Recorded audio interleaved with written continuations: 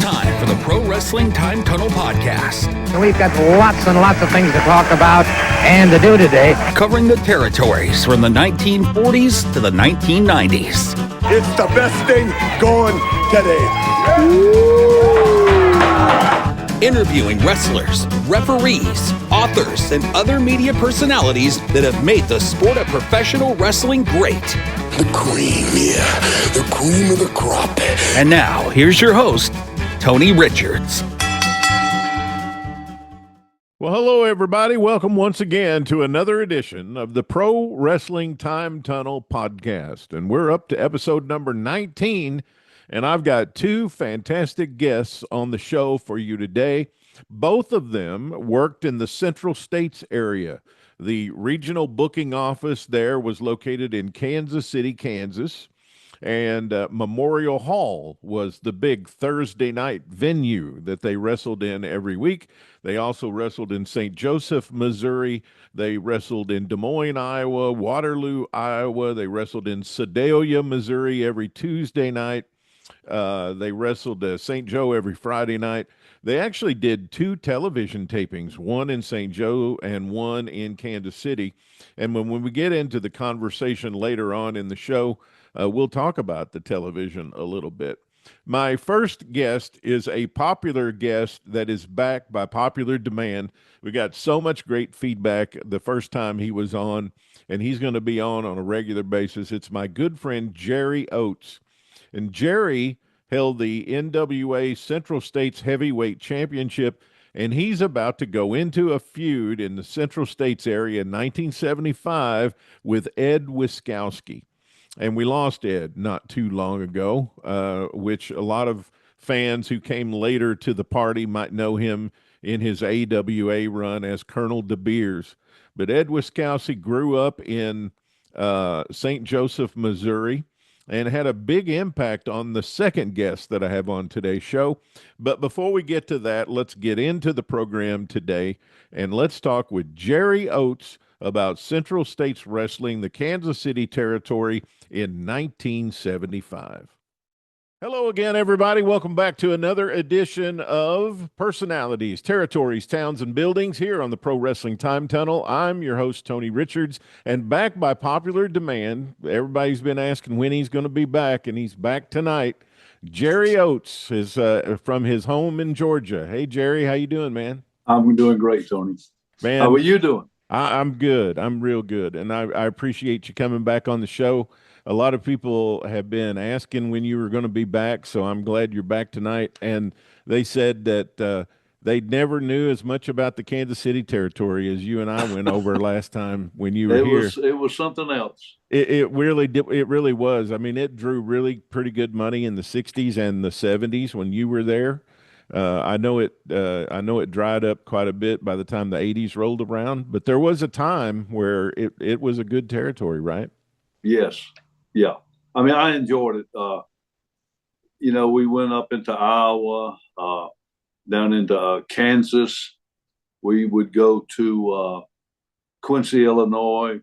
So, we had some trips out there. Yeah, you'd come to Columbia, Missouri. Columbia, absolutely. Jefferson City. And, yeah. I think I even saw Montgomery City in there, man. That's something. And then also tonight, I want to get from the end of May through the end of September on this show, if we can.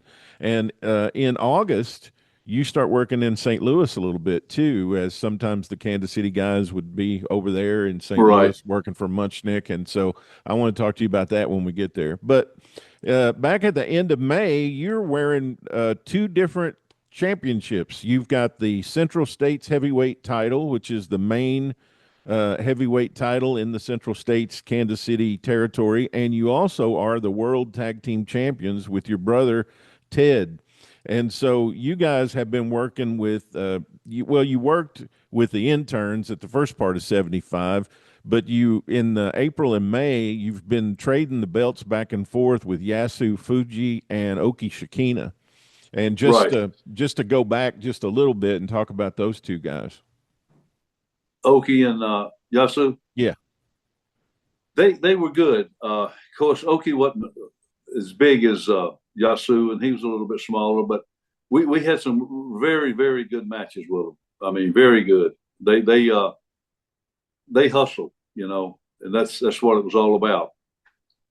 And then you had some singles matches with them too. I mean, they would book you guys in tag team matches, but then also in singles matches every now and then. Did you prefer to work with those two guys, Yasu and Oki? Did you prefer working in the tag match or in singles matches? It didn't matter. At the time, it did not matter. Either way, they wanted it done. We did it. Yeah. Well, the biggest feud in the territory for the whole year was the singles feud that you had with Ed Wiskowski. And Ed Wiskowski, a lot of people may know later on in his career, and it's Colonel De Beers.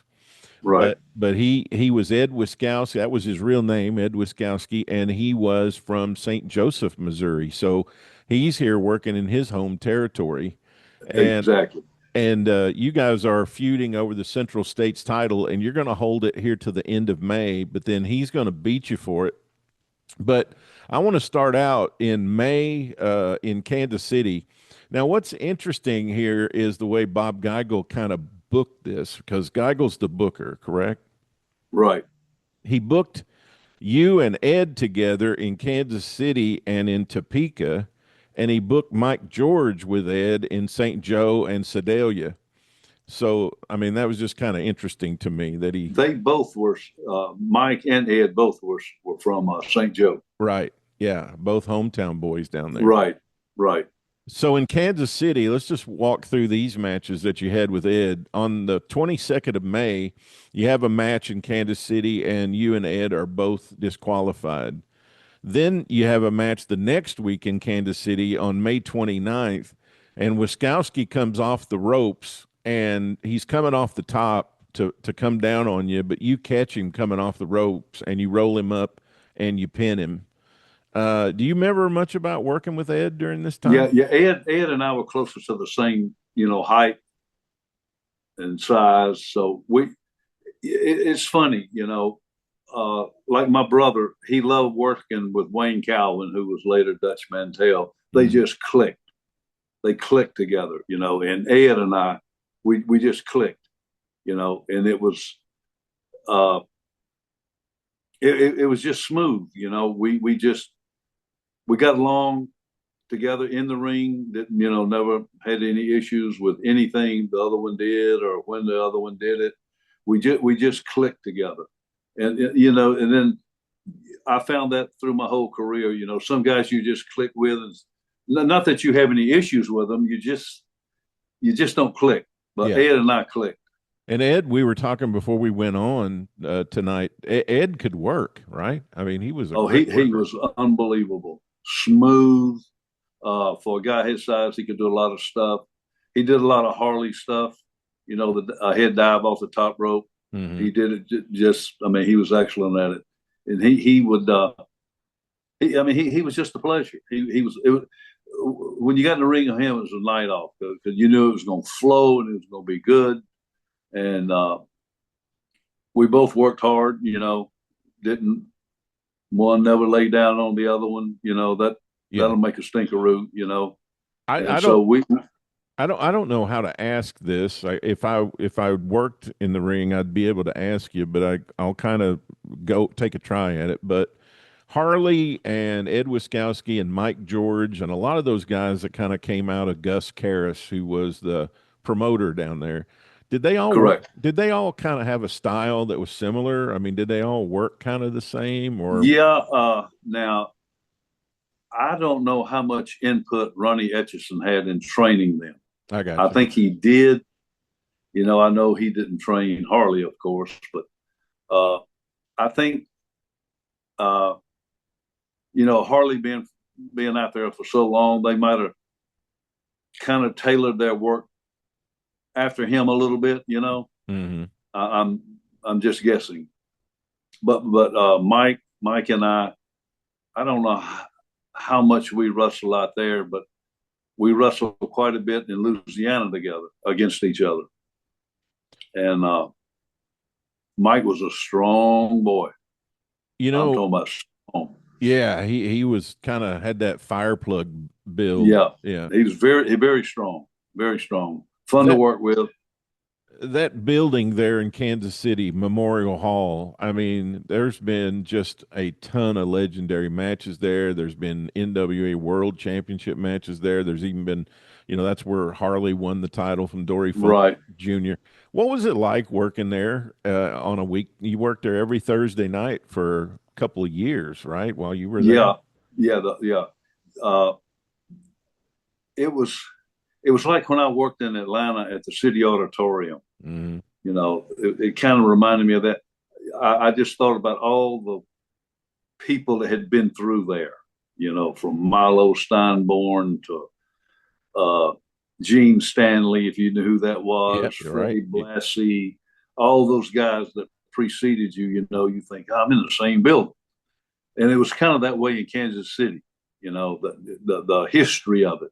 Yeah, the it was title that it changed hands there, and for the people the people who don't know, and maybe you've just driven by it, but it was a big. It reminds you of an old movie theater, like a big ornate, building that was built right. way back in the 30s, and it was a big concrete building, and Yes, it looked impressive, it was.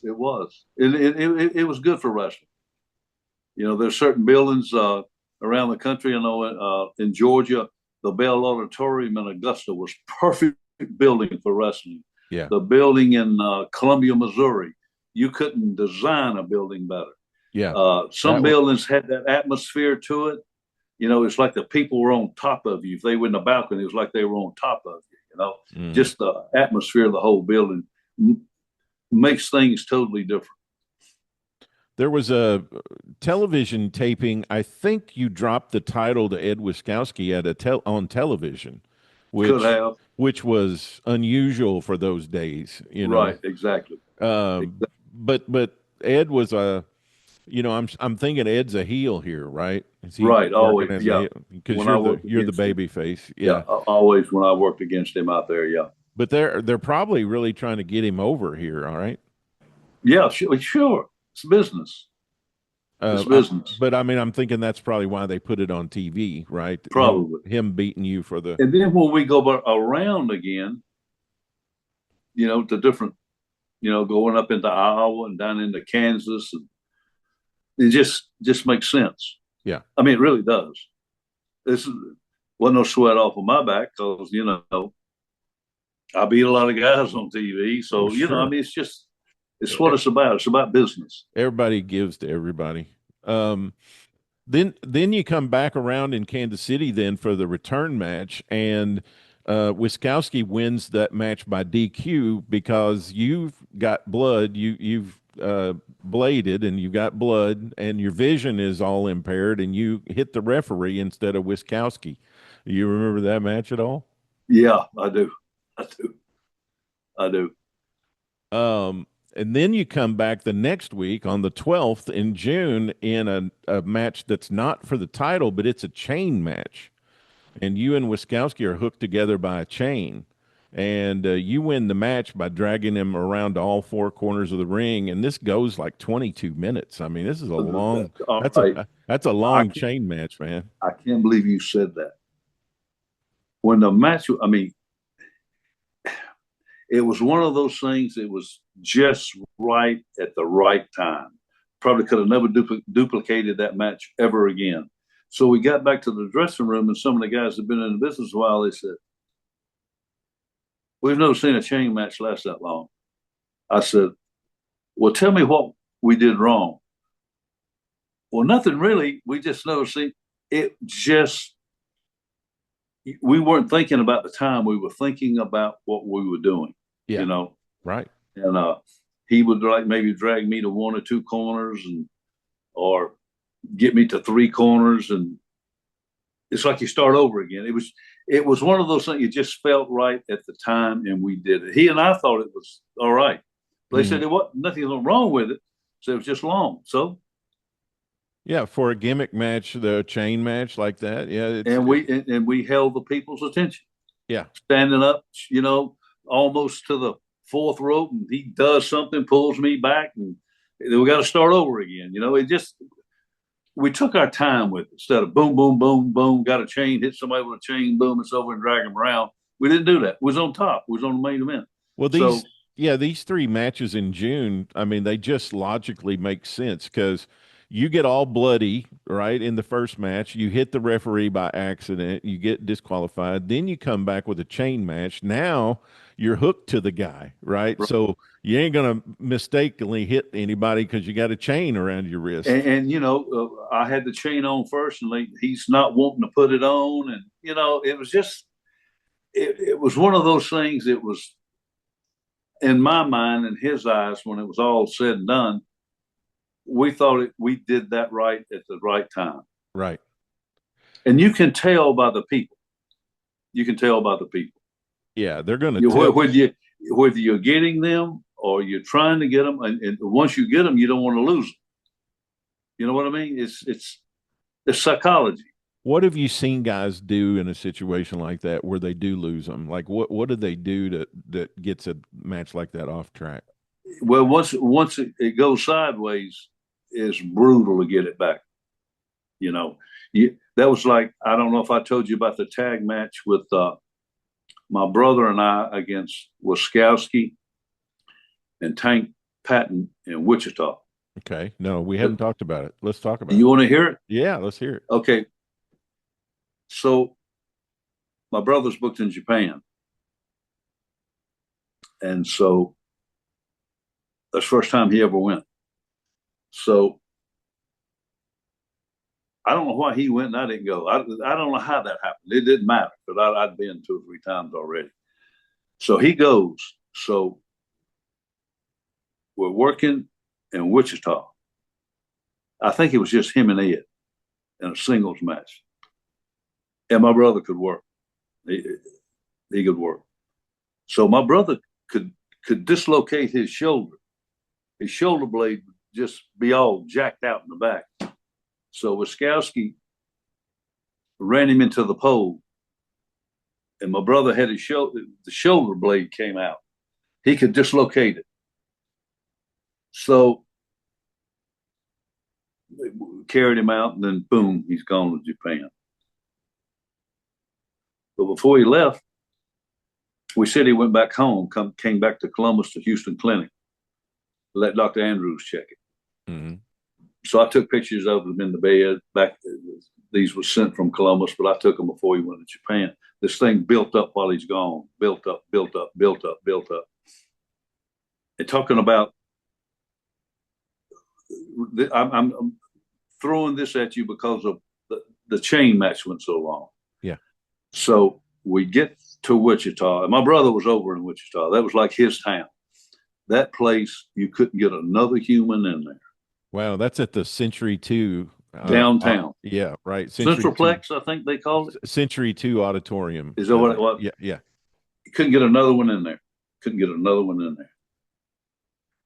So all the matches are going. We know my brother's going to beat him, but we don't know how this thing's going to rock and roll. So we get out there, getting instructions.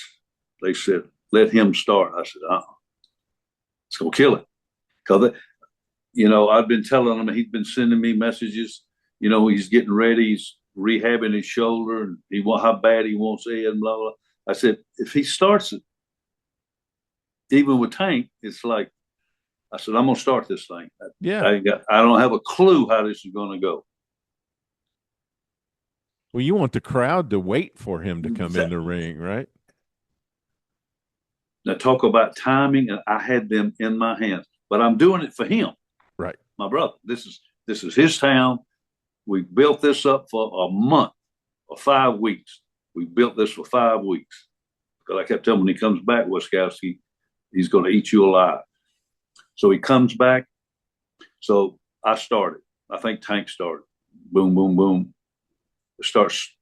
They keep feeding one another, keep feeding them to me. Then they cut me off. And now it's like 15, 16 minutes gone. I stayed in the ring about 25 minutes. I said, whatever you do, now I'm gonna fight as hard as I can to get to him. I'm gonna fight. I'm gonna suplex you after you done backdrop me and slam me and covered me. I said, do not let me tag you till I tell you. And I said, man, I was fighting them both, pushing them. They won't get no false tags. That would have killed him. You know what I mean? Yeah, sure. Nothing. I'd get 3 feet from him. And they'd pull me back by my hair, by my trunks, do something else, boom, boom, boom. And they kept saying, it's getting close. I said, I'll let you know. I could hear, I had goosebumps. These people are almost at a fever pitch. Now, if I'd have stayed much longer. Yeah. But when the time was right, when Ed was in the ring, I told him, I said, I'm going to tag him. And when I tagged him, he reached over the rope. I tagged him, and I was draped between the bottom and the second rope holding on. And I told him, I said, go do your thing. When I tagged him, they went they were throwing babies and popcorn and drinks in there. Yeah. They flew all over that ring for him. I never entered it. I stayed right there. Yeah. That was his night, his thing. But I could have lost it. Yeah. But you could hear them, and they only get so, then they go get disgusted. Yeah. But when I knew it was right, I guess that was the best timing in a match I ever had. It could have been down to where if you got cut off one more time, you know. But I said, they're not getting any higher than this. And I said, I got to do it. Yeah. And I laid there and I tagged him, and I laid there and watched him. He was slamming them, drop kicking them, back dropping them. Boom, those people, boom, boom. He, I think, drop kicked Tank out of the ring, and he did something. They had covered him 1, 2, 3, and the pop was just amazing. Now I'm back to my feet, but I laid there and watched it. I said, "This is unbelievable." Oh yeah, that's great. I wish it had been me, yeah. But I mean, the time that made me think of that when you said that, like they said, the chain match. It was just the timing. Yeah, everything's timing. Yeah, and he and Ed had timing together. I mean, and Tank got who he was pretty dadgum good. Tank was big. He was big. Now, Jerry, does that just come from having a lot of matches like this? Yes, working with a lot of different people and listening and watching. My brother-in-law told me, he said, even before your match, and when I was starting out, but if you were matches before you watch them, and when you get done, go back out and watch them. Watch guys, the when and how and the timing, and it's a you don't learn that overnight. Now this is in Wichita, Kansas, which was a Monday night town. It was a Monday night town in Kansas City. You'd work Wichita one week and Topeka the next week. That is correct. And so, you know, I've heard people say, Wichita, you can't do anything there. Well, that match flies in the face of that, right? I mean, have you ever been somewhere where you couldn't get them going? I mean, does that psychology pretty much work? Back in those days, would it pretty much work anywhere as long as you knew what you were doing? That's a good question. In some towns, Topeka was hard. I don't know why. Mm-hmm. We could have had that same match in Topeka. It would have been nothing like that. But for whatever reason, Ted was over in Wichita. That was his town. We worked with the Martin brothers, the Cormiers, in Kansas City, 1 hour. That's the best tag match I've ever been in, ever.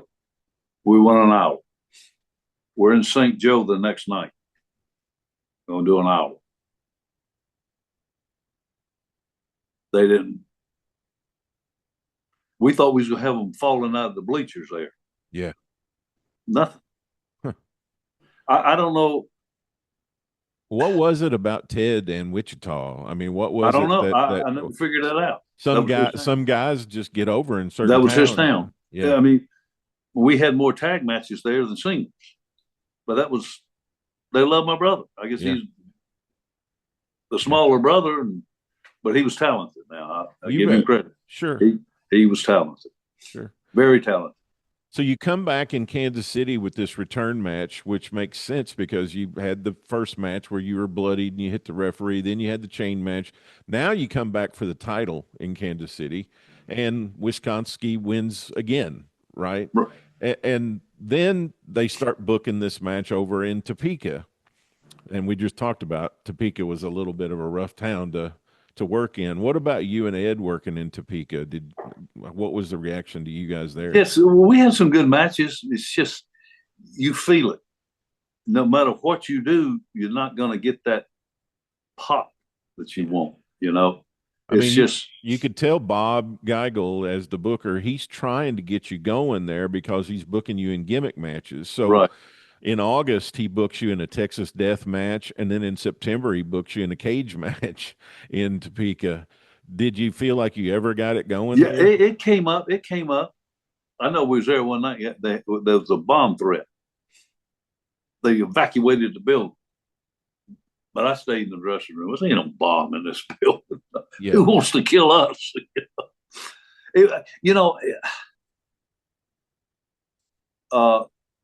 I just think certain buildings have its own, like I told you, the Bell Auditorium in Augusta, Georgia, and the building in Columbia, South Carolina was just like it was made for it. Mm-hmm. The sound was all the way around. It was just like I hated wrestling in the Omni. Was that from all the years of working in the city auditorium? Probably. And the Omni was just it was a big building. It didn't have the atmosphere is everything in a building. It is everything. The Omni had no, not that it didn't draw. Right. It just wasn't that, whatever it just seemed like the excitement wasn't there. It was just so big, I hated working in there. Had a lot of good matches in there, but just didn't like it. Now the keel was a horse with a different color. That building, I mean, that was legendary. Yeah. And getting back to Kansas City, I teamed up with guys that I had heard of all my life. Eduardo Compantier. Mm-hmm. I was in a tag match with him. Of course, they came in because the next night they was going to be in St. Louis. Right. Red Bastine, great workers. Great workers. And I want to ask you about a match you had on television at the St. Joseph television taping on May the 10th. This guy had only been in the business 25 days, and you had a match with Jesse Ventura on TV. Jesse,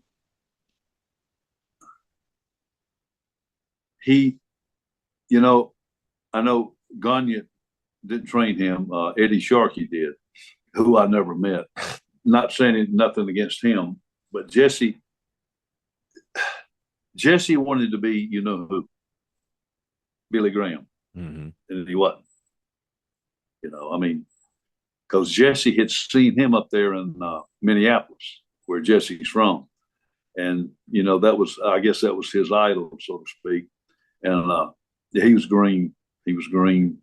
But we all were green at one time, You can't tell. I'm not taking that away from him. Sure. He had his first match on May 14th, and then you had him in a TV match on May the 10th. Is it unusual to put a guy on television that early in his career? Well, Jesse looked pretty good then. I don't know if they figured they'd try to do something with him or not. But he left there and went to Oregon, and that's where he got his, kind of claim to fame. He was going to Hawaii and from there and back. But some guys, if you cannot be somebody you're not. He had to find Jesse.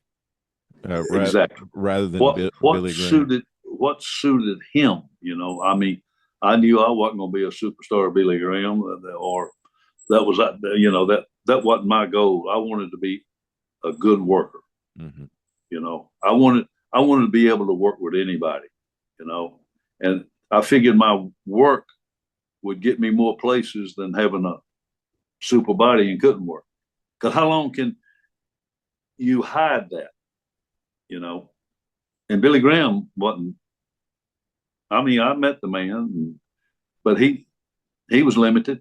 Yeah, sure. Yeah, and if you work with the wrong guy, you get exposed. Exactly. So, I didn't.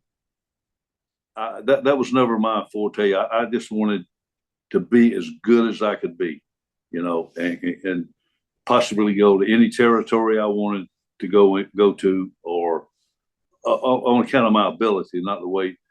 I mean, I wanted to look the part, but not that part, that size, and that, do what it takes to look like that. So in June, as your feud with Wiskowski is, you're chasing him for the title now, but you're also holding the world tag belts with Ted, and you guys are coming kind of out of your program with Oki and Yasu, and coming in with Jesse and Tank Patton. You mentioned Tank earlier, but also a guy named Buddy King, and Buddy King's name was Bob Griffin. And I think this might be the only place where he worked as Buddy King. But do you remember Bob Griffin here at this time? Not at all. And I knew Bob Griffin from Georgia. Yeah, that's where I met him. He's gonna, in the next year in 76. Well, no, actually in 74. I got it backwards. In 74, he had been in Amarillo and working under a mask with a partner as the Patriots. And then they worked in Florida a little bit, and then he's working here in Kansas City under a completely different name. So he was kind of a strange guy, just kind of strange. Yeah. Not bad worker, just it was like it was like a lot of the guys were trying to find themselves, is it with a mask or wearing a singlet, or I don't know, but I never knew what happened to him, where he went from there. We had a lot of matches with him and Tank as a team, and then you did some singles matches with both of them. And you mentioned Tank there a few minutes ago, and Tank is in like 18 months into his career. He's early on too. So how was he at this time? Tank wasn't bad. Tank wanted to learn. He wanted to learn. He wanted to learn bad, and he died young. I don't know what happened to him. Do you know what happened to him? I'm thinking. I'm thinking. He passed away in 98, but I'll have to look and see if I can find out. And then we had a run with Dutch Mantell and Ron Bass. Yeah, that's in the fall. That's coming up after in October. So we're gonna get to that. In August, you start going to St. Louis for the first time, and I didn't mention this to you before we started recording, but on August the 8th, 1975, at the Kiel Auditorium on a St. Louis card, you wrestled and beat Bobby Heenan. I remember that match. Do you? It goes about 10 minutes. I remember that match. It wasn't bad. He could. That was a horrible ring. I never understood that town. That town. It was an old boxing ring, wasn't it? It was a 24-footer. Normally we're either, now in Kansas City we wrestle in 16-foot rings. Mm-hmm. Normally anywhere between a 16 and 18 is perfect. But a 24-footer, that throws your whole timing off. So when you throw a guy, if the guy's got you in a headlock and you throw him off, you got to take some steps in. If you don't, he has to come halfway across that ring to hit you with a tackle. The timing, but I had been working long enough, I could adjust to that. Some guys, they were totally lost in that 24-footer, and it was as hard as the parking lot. It was horrible. It was a horrible ring. And that's just like maybe 3 or 4 extra steps you're not used to taking, right? It'll throw you off. Because we were in Kansas City, we worked in 16-foot rings. Here in Georgia, we worked in 18-foot rings. But 24, wow, that's like working in a parking lot. But yet, guys had great matches there. They had. I mean, it drew. I mean, it. You saw guys that you, as a kid, had read about. I met the Bruiser there. Yeah, he's on the card a couple of times while you're there in the main event. The Bruiser. He's working with Harley. Yeah. Hey, let me ask you this question. In this era, I know you guys worked different, right? I mean, you didn't work stuff out. You just pretty much got in the ring and had your match, right? Had the match. Yeah. You kind of knew the finish, but other than that, you just you just went impromptu, right? Right, because just so you're not on top, and we have great matches. But just say we have a great match in Kansas City, and we come to Columbia, and we said we're kind of in our heads, both our heads, without discussing, go try to do everything we did in Kansas City. They may not buy it, but then we got to change, go a different direction. He may have to start off guzzling me or something, or you guzzling me, or every town's different. Mm-hmm. Every town's got a little quirk to it, I know on our Saturday night towns here in Georgia, they used to run Carrollton and Griffin on the same night, and they were pretty much weren't big towns, but they drew. Mm-hmm. Saturday night towns and smaller towns, they drew like crazy, and both of them were kind of similar. They were similar, different buildings, but similar fans, So it's every territory you went to was a little bit different, What do they go for? What do they like? They like more wrestling or more, I call it kicking and punching, which, more like Memphis or, up in there. But Bobby's here. He's working in the AWA managing Bockwinkel and Stevens tag team. But of course, he's been a worker before. He's a good worker, right? So you get to St. Louis that night to the Keel, and so who's the booker? Pat O'Connor. Pat, yeah. So Pat goes, "Hey Jerry, you're working with Bobby tonight," something like that, right? Right. Then what happened? Do you introduce yourself to him? Yeah, I'd never met him, because heard of him. He had heard of me a little bit, but I'd heard of him more, I'm sure, than he'd heard of me. And he just said, "What do you want to do?" and got finished and went in there. But he was all over the place. I mean,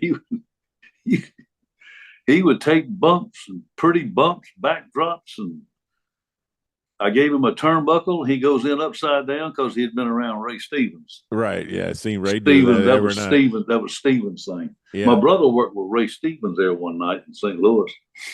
And I never worked with Ray, but I worked with Nick. Different places. My brother said he'd never seen this. He gave, in that 24-foot ring, he gives Ray Stevens a turnbuckle. He goes in upside down and over the ring post onto the floor. Oh, my. My brother, and that was a high ring. Yeah, I was going to say, that's a drop. He said, "I thought he killed us." Stevens, I never worked with him, though. Worked with Nick, though, but not. How much confidence do you have to do a flat back bump like that? I don't know. That high. I don't know.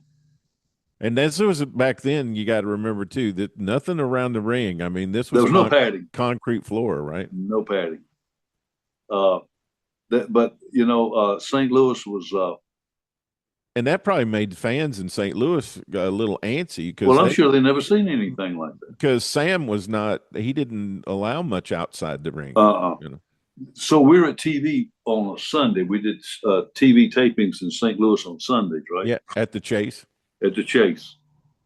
So the Bruiser's there. Dick the Bruiser. Yeah. I just want to make sure people. Yeah, so he was in the ring. It wasn't Bruiser Brody. No. Dick the Bruiser. So he was in the ring doing something, threw somebody out of the ring, and at the Chase, they didn't want you going outside. He bails out, boom, boom, boom, does something to the guy, boom, boom, boom, boom, boom, throws the guy back in the ring. And O'Connor sitting there, he said, nobody gets over like Dick. And somebody said, nobody can do what he does. Yeah. He's the only one that can get away with that. Right. But you can't have everybody doing it. You know? Oh, right. So, well, other guys. Who's going to say something to him? Yeah, right. Other guys have gotten in trouble for doing that. Well, exactly. I mean, you can't have everybody doing the same thing. I think a lot of that outside the ring crap is. I know I'd been in the business about a year and a half, and I was wrestling Bill White. Do you ever know Bill White? Know who he is? Yeah. We wrestle in Americus, Georgia. It's like 65 miles from my hometown on a Thursday night. We go outside the ring. We're swapping punches. He draws back to hit me, and when he come around, he hit a kid in the head. It was one of the cops that was working the match's son. Oh, no. You know, he drew his gun. Oh, my gosh. That kid started screaming like he killed him. Mm. I mean, he hit him. And, man, we got our butts eat out, which we should have. Yeah. And then when I started promoting, I tell the guy, do not go out of this ring. Not two of you. One of you can't. Don't. You open yourself up to all kind of lawsuits. Oh, sure. I mean, especially this day and time, But, I mean, he nailed that kid. I mean, he nailed it. Cop drew his gun. You worked for a whole lot of different – I mean, there was a lot of difference between the way Sam did things in St. Louis and the way Bob and those guys did them in Kansas City, and that was different than the way they did them in Georgia. I mean, how did you like St. Louis? Like, it was a very strict, I mean, he was really focused on the wrestling part. The wrestling part, exactly. Like, did you enjoy that, or did you? Yeah, I mean, or did you like Kansas City, where it was you could brawl a little more, and to me that was like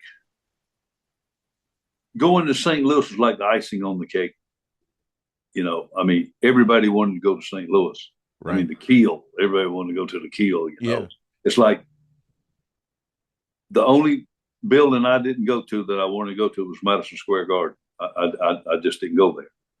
But I wanted to wrestle at the Olympic Auditorium.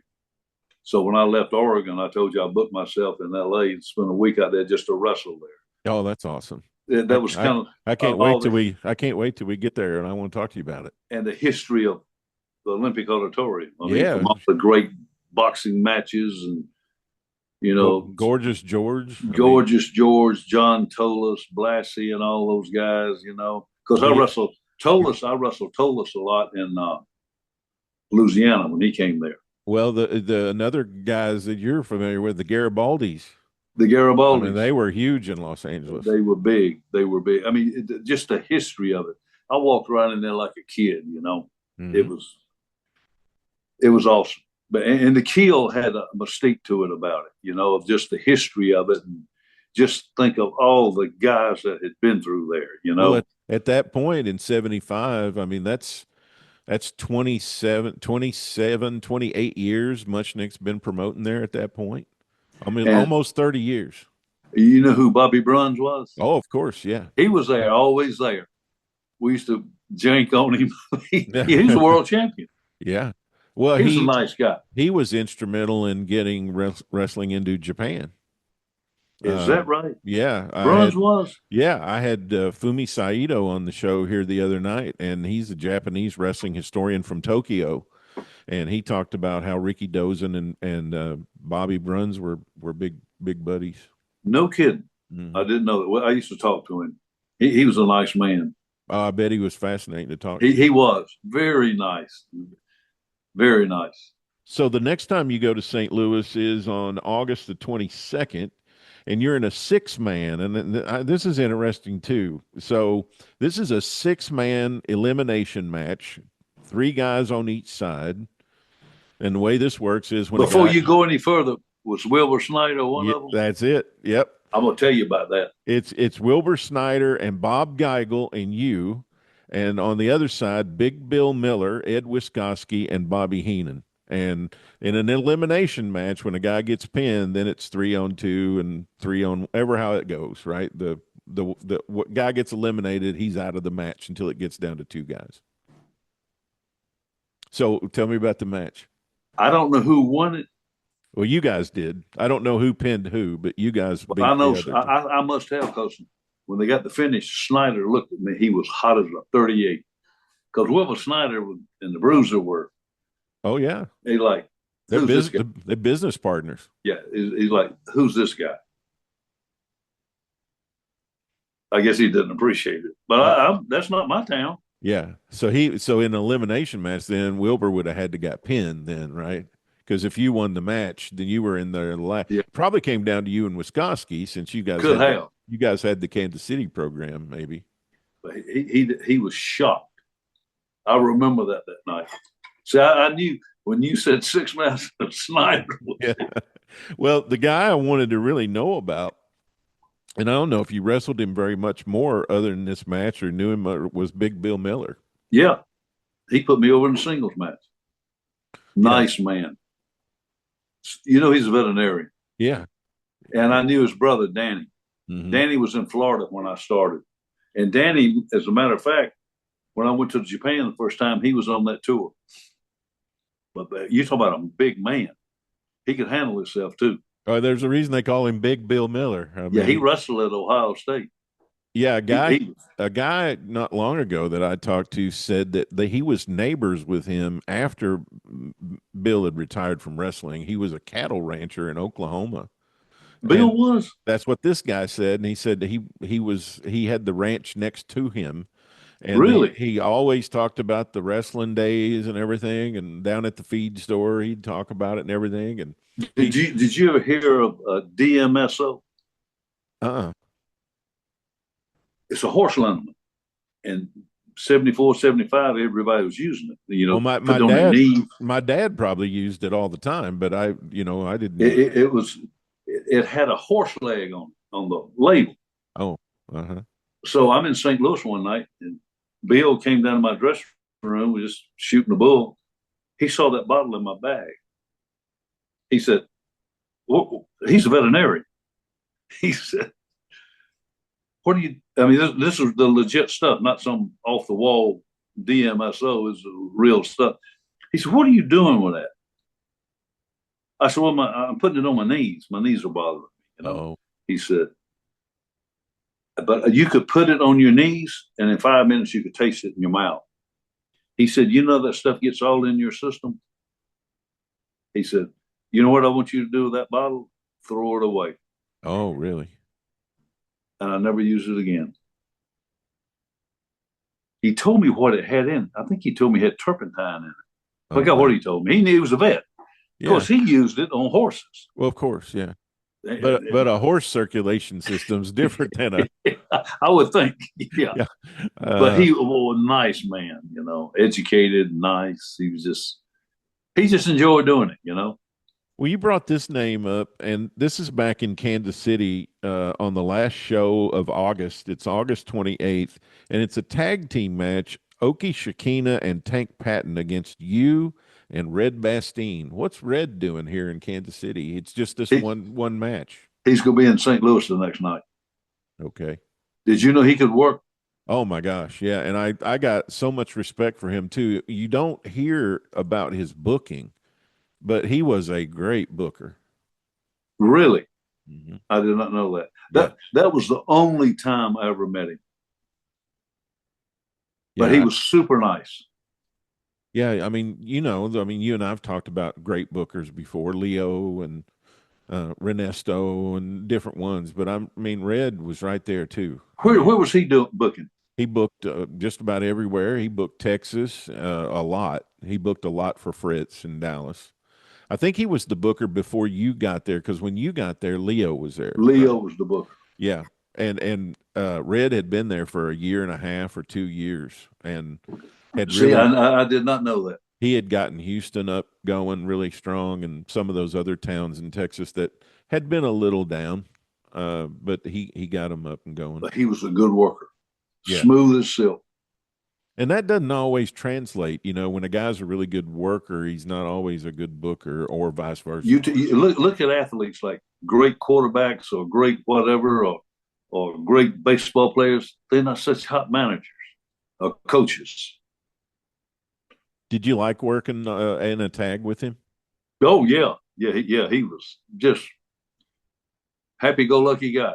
I mean, the guy that I'm thinking is benefiting from all this is Tank Patton, man. He's been in the business 18 months, and he's in a tag match with you and Red Bastine. Getting to work with Bastine. I mean, it was an honor for me having him as a partner. Yeah. So in Kansas City on September the 4th, you have a match, a singles match, and all these different guys are coming in now. And there's a couple, and there's another match in St. Louis after this one we'll talk about. But in Kansas City on September the 4th, you've got a match where you beat the Baron Ron Raschke. I cannot believe you said that. Jesse hadn't been there that long, and he'd seen Von Raschke in Minneapolis. Right. So he said, this is the gospel. He said, you're working with Von Raschke tonight. I said, yeah. He said, you scared of him? I said, no, I'm not scared of him. He said, you know, he's crazy. I said, yeah, but I said, I'm not scared of him. You know, Von Raschke was a pistol man too. Yeah. Brass. Yeah. But I've always heard he was really funny.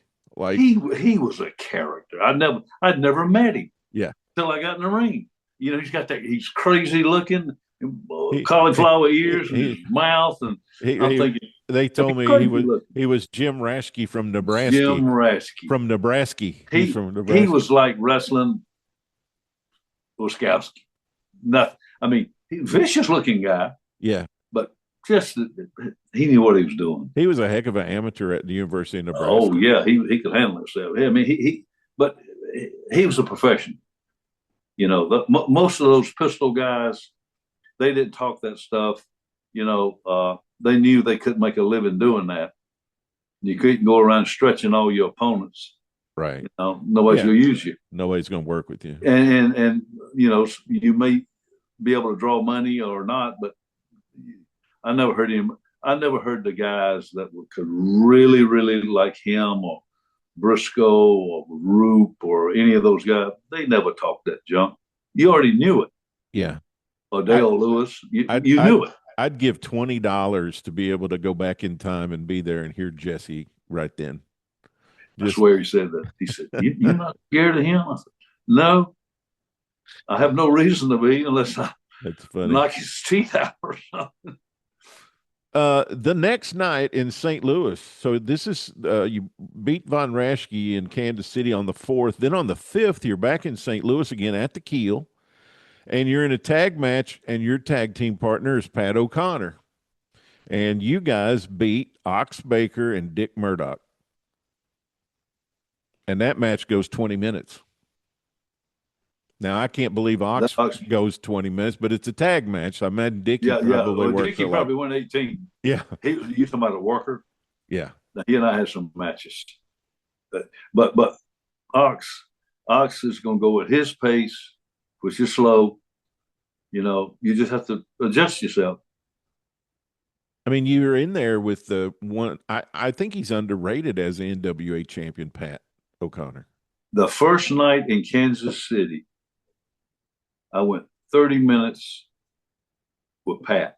My first night in Kansas City. I never wrestled him. I'd seen him when he came through Florida. He wasn't the champion then. This was like in '69, and I saw him. I think, damn, this guy was a world champion. I had a headlock probably for 20 minutes on him in a 30-minute match. He wore me out, and I had the headlock on him. Wow. He was a tough son of a gun. I mean, it's 15 years after he was the world champion. I know. I mean, was he still go? Oh, yes, sir. Absolutely. Pat didn't work a lot. He'd work. I bet didn't see him 10 times in Kansas City work. But he'd work some in St. Louis, you know. You know, I always heard that Sam had him on a pretty short leash. And he was booking there in St. Louis for Sam. I mean, what'd you think about him as a booker? Well, other than knowing, he never really had any say so in Kansas City, so I really can't comment on that. Yes, other than what he did, and but he gave you your stuff in St. Louis, right? Absolutely. So I don't know, like you said, I don't know how far Sam would let him go. I don't think very far. You know, I always kind of believe that. I thought there was a hidden something that maybe Sam said, I want this, this, and this. And then that, of course, Sam never come around and said nothing to anybody about what the matches were. That was Pat's. So I don't know how much real, between you and I and whoever's listening, how much actual input he had into that book. You know, I mean, you can bet that whatever Dick the Bruiser did in St. Louis was nothing compared to what he did in Indianapolis, because in St. Louis, there just wasn't a lot of that tolerated. Absolutely not. And Dick Bruiser, the Bruiser, got in trouble a few times in St. Louis too. And you know, I'm sure they took care of him too, so he didn't want to lose that gig. I'm sure they took very good care of him there, because people eat him up, you know. So then we got two matches here in September, just, I mean, 1 week right after, well, just a couple of days within each other. On September 11th in Kansas City at Memorial Hall, it's the international heavyweight champion Terry Funk and Jerry Oates going to a no contest. So Terry's got the international title here, and he just won it like a couple weeks before in Amarillo. That was Cyclone Negro before. He beat Cyclone. That is correct. He beat Cyclone Negro for that title. So do you remember that match at all in Kansas City? Yes. Then we come back again. Mm-hmm. For the belt. The winner of that match is going to meet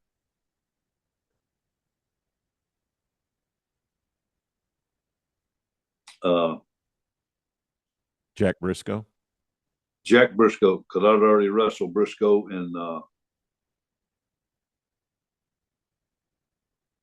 I wrestled him, Briscoe, in St. Joe and Des Moines while we were out there. The winner of that match between Funk and I for that international title, the winner of that match is going to wrestle Jack Briscoe for the world title next week. In Wichita. And Kansas City. Yes. So I beat Funk. Yes. And the next Thursday night, Terry Funk comes in with that belt. He's the world champion. You had a match with Briscoe the next week in a 2 out of 3 falls match, and you guys win an hour. You and Briscoe. Where? In Wichita. On September the 15th, Jerry Oates and Jack Briscoe, 1 hour time limit draw, 2 out of 3 falls for the NWA world title. I wrestled him 1 hour in St. Joe the first time I ever wrestled him. Then the second time I wrestled him was in Des Moines. And that would have been the third time I wrestled. I enjoyed wrestling him. I was going to ask, like, tell me a little bit about working with Jack.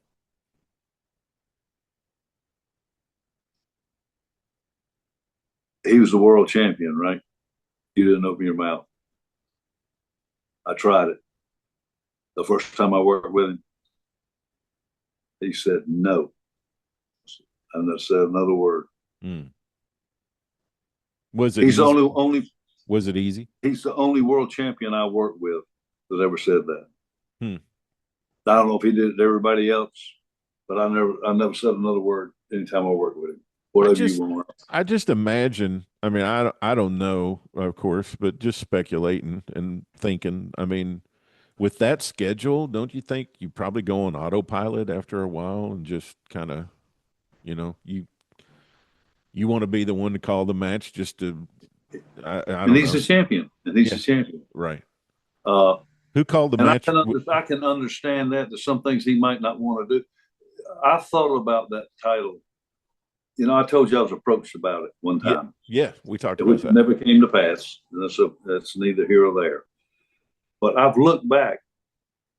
If you just had it for 6 months, what that would be like. Mm-hmm. A lot of traveling. Yeah, I mean, you could be in San Francisco tonight and be in Miami the next night with that belt. I mean, yeah. Terry Funk said he fell asleep on the the shuttle, going from plane to plane. I'm sure that ain't no joke. And you had to make your own. He woke up and he'd missed his plane flight because you got to make your own travel arrangements. And I mean, come on now. Yeah. And wrestling with every Tom, Dick, and Harry, I can understand you calling this is all I'm gonna do tonight. Yeah. So those guys did a lot of hours. That's what I was trying to say. Is I would imagine after a while you just want to do your thing. The first time I ever met Harley was when we ran the Omni here in Georgia the first time. That's the first time I'd ever met. He just won it. I said, "What's it like having that belt?"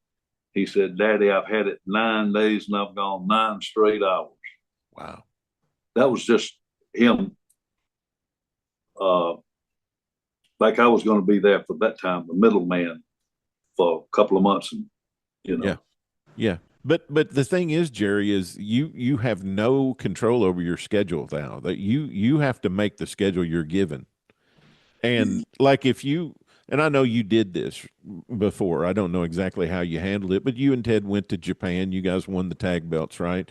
Right. You probably scheduled in a little time in between coming back from Japan to give yourself a little bit with the jet lag. You don't get to do that. You don't get to do that if you're the champion. No, like, you got to be at the next place. You think about that, because you go to Japan here in Georgia, that's 13-hour time difference. And he's 13 going hours. And the champion back then, they're going there. They're going to Australia. They're going to New Zealand. They're They're going to Mexico City. Mexico, everywhere. They're going to Calgary. And just think about here, from coast to coast, 3 hours difference. So, who called the match with you and Terry Funk? Whoever come up with the next idea. Yeah, Terry did. You guys worked together. Terry did. First time I worked with Dory, worked with him in Japan. Been in the business exactly 20 years. I think I told you this. I was in awe of it.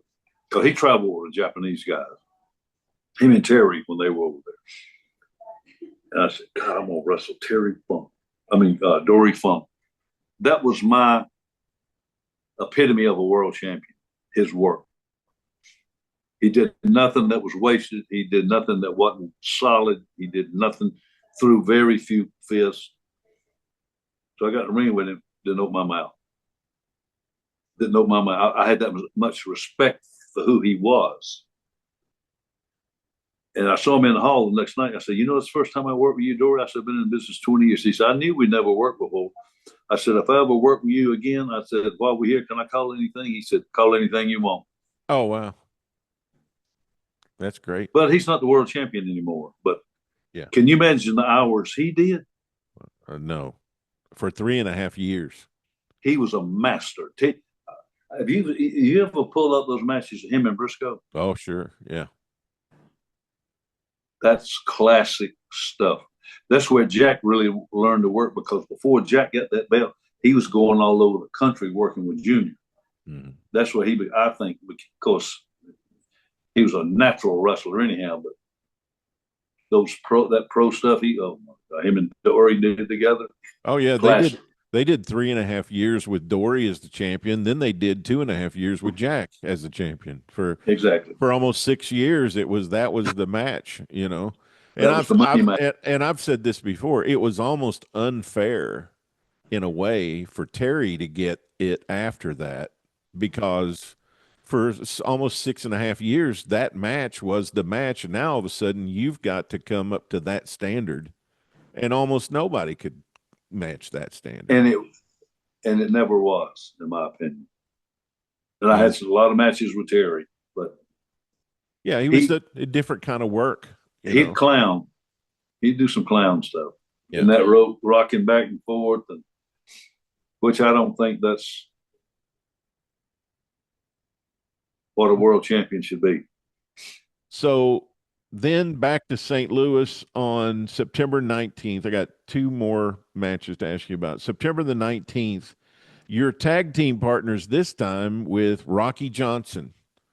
And you guys are in a tag team match with two guys you talked about Madison Square Garden earlier. These guys, for the previous 2 years, have been the tag team in Madison Square Garden in New York. You're against the Valiant Brothers. I wrestled them here in Georgia. Do you remember that match? You and Rocky Johnson against the Valiants? Rocky, listen to this. You guys went over. Listen to this. Rocky flew in from Tampa. He gets to the keel. He said, my bag wasn't on the plane. Oh, I said, Rocky, how long you been in the business? I've been in business 4 or 5 years. I said, how long you been in the business? Whatever, 10, 12, whatever. I said, you're coming from Tampa to the keel here in St. Louis.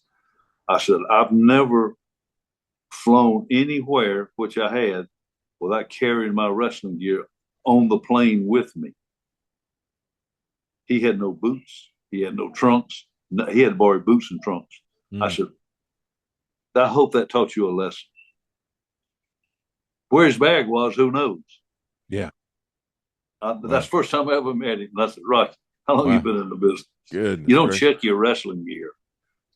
That's your tools. You talking about different kind of guys work different styles or whatever. I mean, the Valiant Brothers. That was totally another story. That wasn't a wrestling match, right? No.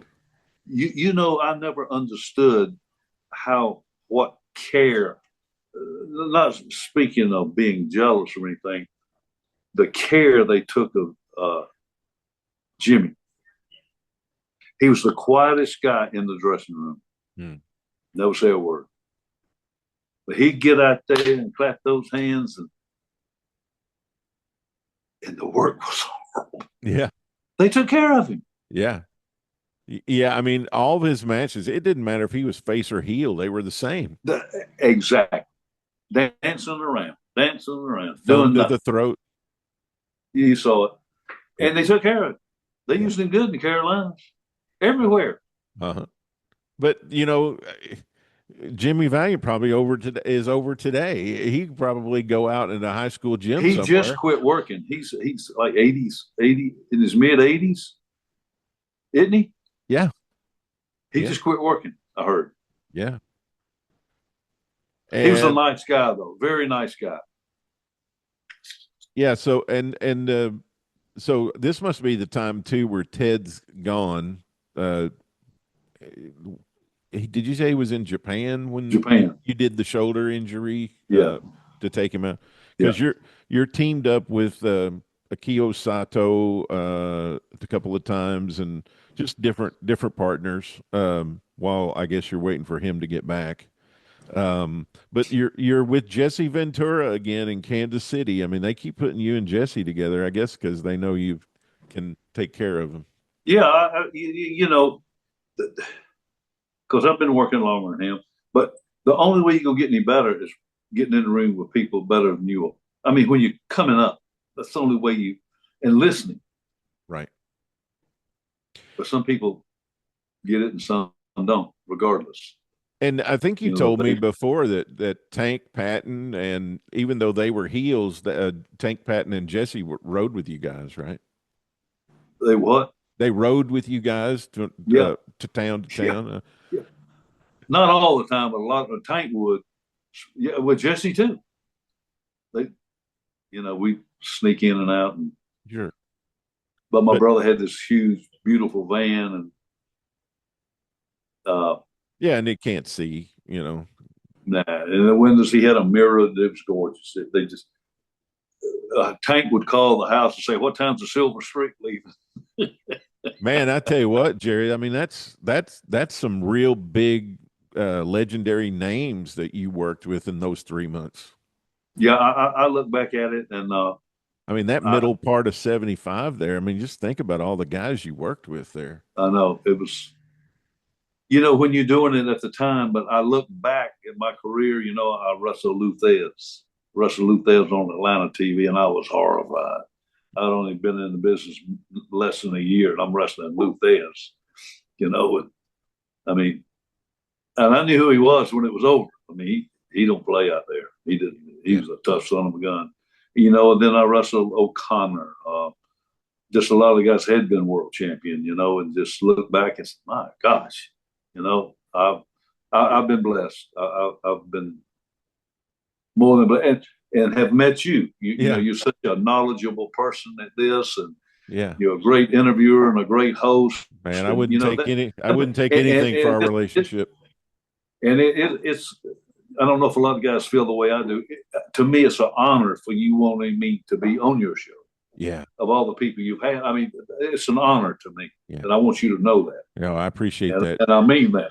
I appreciate you taking the time to do it. I'm fascinated. I love to hear about these days, and I love to hear about your career and your matches and all these different people you've worked with and everything. It's just fabulous. I appreciate you taking the time. You could be doing anything else besides talking to me, but I appreciate. I'd rather be doing this than anything.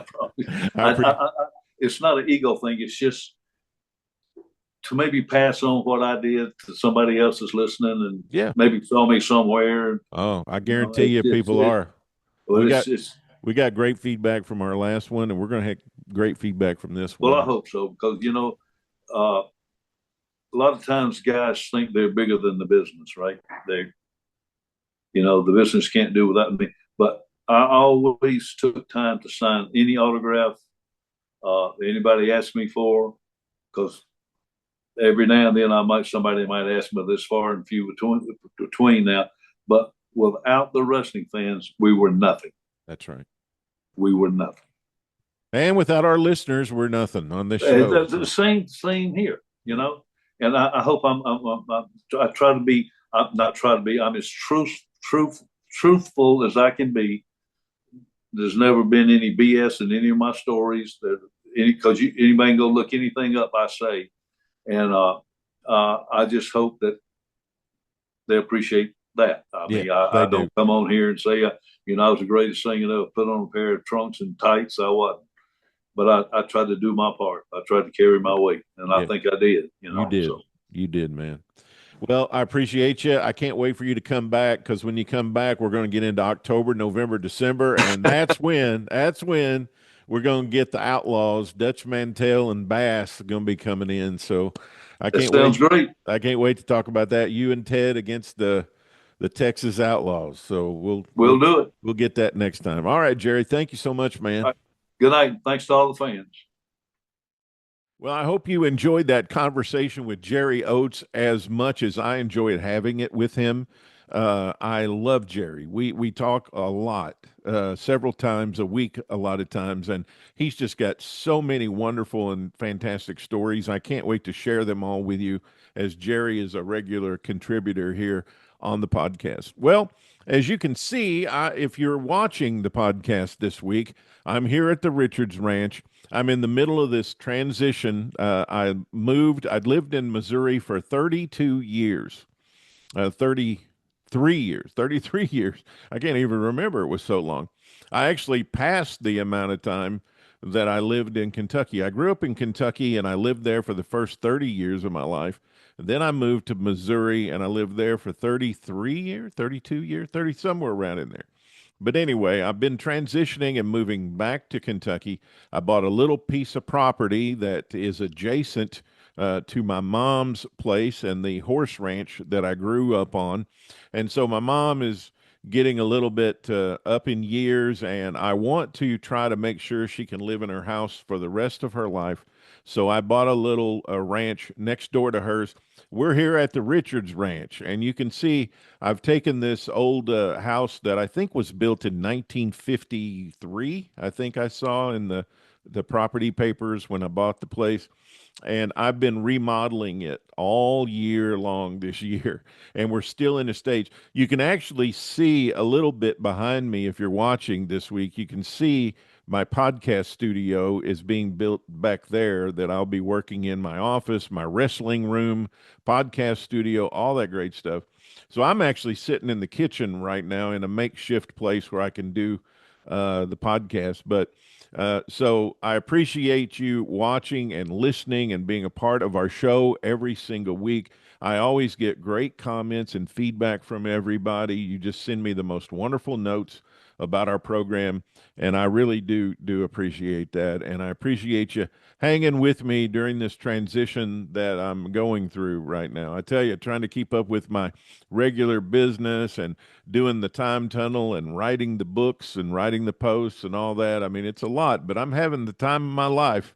I really am, and I really appreciate your notes, your supports, your subscriptions to the Pro Wrestling Time Tunnel on Substack. Tony Richards 4 at Substack.com. When you subscribe to my daily Chronicle history newsletter and you subscribe and become a premium subscriber for just $5 a month or $50 a year, you help support the pro wrestling research that I do. And don't let anybody fool you. We do put a little bit of money into doing all this digging and research and all of this work to uncover and document the history of pro wrestling. And every time you become a subscriber, you help support that, not only financially, which we pour it back into more tools and more research information stuff so that we can do this work. But not only that, but it encourages me psychologically to keep going and keep doing what we're doing. And you obviously like what we're doing, and we're doing a lot here at the Time Tunnel. So thank you so much for it. Let's get into the second half of our show now. And I've got the second guest. He's been in the Central States Territory a lot. He was also in the Florida Territory. He was also in Mid-South for Bill Watts. And that's Mike George, who grew up in St. Joseph, Missouri. And we're going to talk to him about the first half of his career in 1975. Mike's got some great stories to share, and it's just a fantastic visit. I'm so glad you're going to be able to be a part of the conversation. And let's go to that right now. My talk with Mike George. Hello again, everybody. Welcome to another edition of Personalities, Territories, Towns, and Buildings. I'm Tony Richards, and tonight I'm joined by one of the guys from Missouri. He is a legend from the St. Joseph area. Worked in Florida. He worked in Mid-South. He worked there for Watts. He worked in Kansas City Territory is kind of what we're going to talk about tonight. But joining me from his home is Mike George. Hey, Mike, how you doing, man? Oh, doing fine. Doing fine. I appreciate you making time for to come on and talk to me about your career. That's okay with me. You and I have been joking back and forth about how you got to remember 50 years ago, and you've been hitting the head a time or two. Oh, just a few. How'd you hit that wall a couple times? You know. You bet. Hey man, I really appreciate it. How'd you get in the wrestling business? The St. Joe paper had an article come out saying Ed Wiskowski was going to get into wrestling. I said, well, shit, I went to school with him. I know I can. Yeah, well, I said I went and talked to Gus Karras then. Mm-hmm. And Gus talked to me, and he says, well, I said, Ed. And then he said, well, Ed got in a bad car accident, and that he may never walk again. He took out his spleen, and one leg was broke and stuff. And I got a hold of Ed, and I talked to him, and I said, Ed, you want to start working out with me? And he said, yeah, okay. So him and me used to go up there, and we'd work out at the old auditorium in St. Joe, and I got him back working out, lifting weights and everything else. I was glad to see him. He was walking without a cane and everything else. Wow. Yeah. Yeah, he was laid up for a long time. Oh yeah, he came out of it though. He came out of it. What's the deal in Missouri with car accidents, man? I mean, I don't know. It happens. Seems like they happen all over. Well, yeah, with Harley was in a bad one. Orville Brown was in one that ended his career, almost ended Harley's life. Yeah, we all drive too fast. Yeah, there's legendary stories about Harley's driving. Oh, God, I've been with him on one of those trips from St. Joe to Waterloo, Iowa. It was quite an experience. on the wrong side of the road, you might say, passing them, Yeah. By the time this comes out and comes on the air, I will have been to Waterloo, Iowa. But tell me about that. Can you remember about one of those trips to Waterloo? Oh, it's just long. We'd go that night after TV in St. Joe. It was about 10 o'clock, and then from there, we'd leave from there and sometimes drive all the way up to Waterloo and, try to rest and everything else. Most of the time, it was riding with Ronnie Etz and me made the trip a lot. Yeah. He's an old-timer, yeah. Too bad. He was a nice guy, too. Well, as we eat cigars and drink his beer and eat his tater chips. Well, man, breakfast of champions. Oh yeah, back then it was. Well, as 74 is coming down, the last 3 months of 74 and the first part of 75, your tag team partners with a guest that I have on here very frequently, and it's a good friend of mine, Jerry Oates. You remember tagging up with Jerry? Oh, many times, yeah. How'd you meet Jerry? First time was in 72 down in, I went to Atlanta, Georgia, and that's when I started. And he was there, and he was a young whippersnapper, but he had been in business for a little while. Mm-hmm. And I never got to work with him there, but he just kind of told me one time, he said, I think you ought to quit. I think he was probably right, but I said, no, I'm going to try. Yeah. So he advised you to get out, huh? Yeah, he says, I think you got to get out. He said, yeah. I was really rough. I shouldn't even been on a road. But then I told Gus I knew what I was doing. No, I didn't know what I was doing. It was a learning experience. Then when I went to Florida, things changed. Things changed for my good. Yeah. So you started hooking up there with Louis Tillett, right? Yeah, he was the booker down there, yeah. And I made trips with Mike and all that down there too. Mike Graham. Yeah, I had a good time down there. Yeah. That was the first start, yeah. So you guys are in the biggest feud of 74 and the first part of 75. You're with a couple of masked guys that are they're in the top masked tag teams for sure, but some of the best tag teams of all time. The Interns with Dr. Ken Ramey. What do you remember about that? Oh, I remember one time in Kansas City, we had a match and they cut my hair, and the next week I couldn't get in back with the match with them, but they put Ramey in a cage on the stage up there in Kansas City, and their match was going on. He's in that cage. I knocked the cage over. I was doing high pulls with that cage and him in it. Oh, man. He was scared half to death, which, he didn't think I was that strong, but I was whipping him up doing high pulls. Goodness bouncing gracious. him off the floor. Oh, yeah. Yeah. What was Dr. Ramey like away from the matches? Oh, he was a nice guy. Very, very knowledgeable. He helped me out too, though. Just different times later on in my life too, though, down in Louisiana too. He was a nice guy. He was always, he got out of the business so later on, but yeah, I still saw him down there in Shreveport and everything else. He doesn't get the credit that I think he should get as one of the best managers of all time. What do you think? He had a lot of heat. People hated him with passion. Yeah. Yeah. What did he do to get heat so much? Just being Ken Ramey. Just the way he looked. He just like a rat, almost like, that type of but he was well groomed and everything else, but the people just despised him. He just had one of those things. Yeah, lucky man. Yeah. Just one of those things that affected crowds. Oh yeah. Yeah, that's what you want. Do you remember? One of the worst nights where the crowd got a little bit out of hand with him stirring them up? Oh, probably the night they cut my hair down there.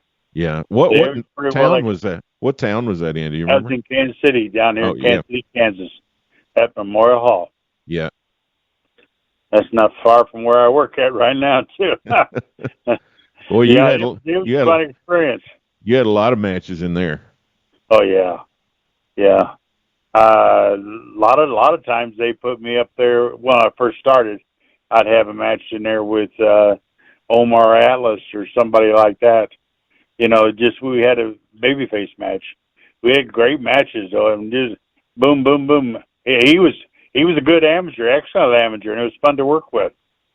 You guys had some 6-man matches in January and February with the interns, and you guys had 2 different partners. One was Haystacks Calhoun. You remember Big Haystacks?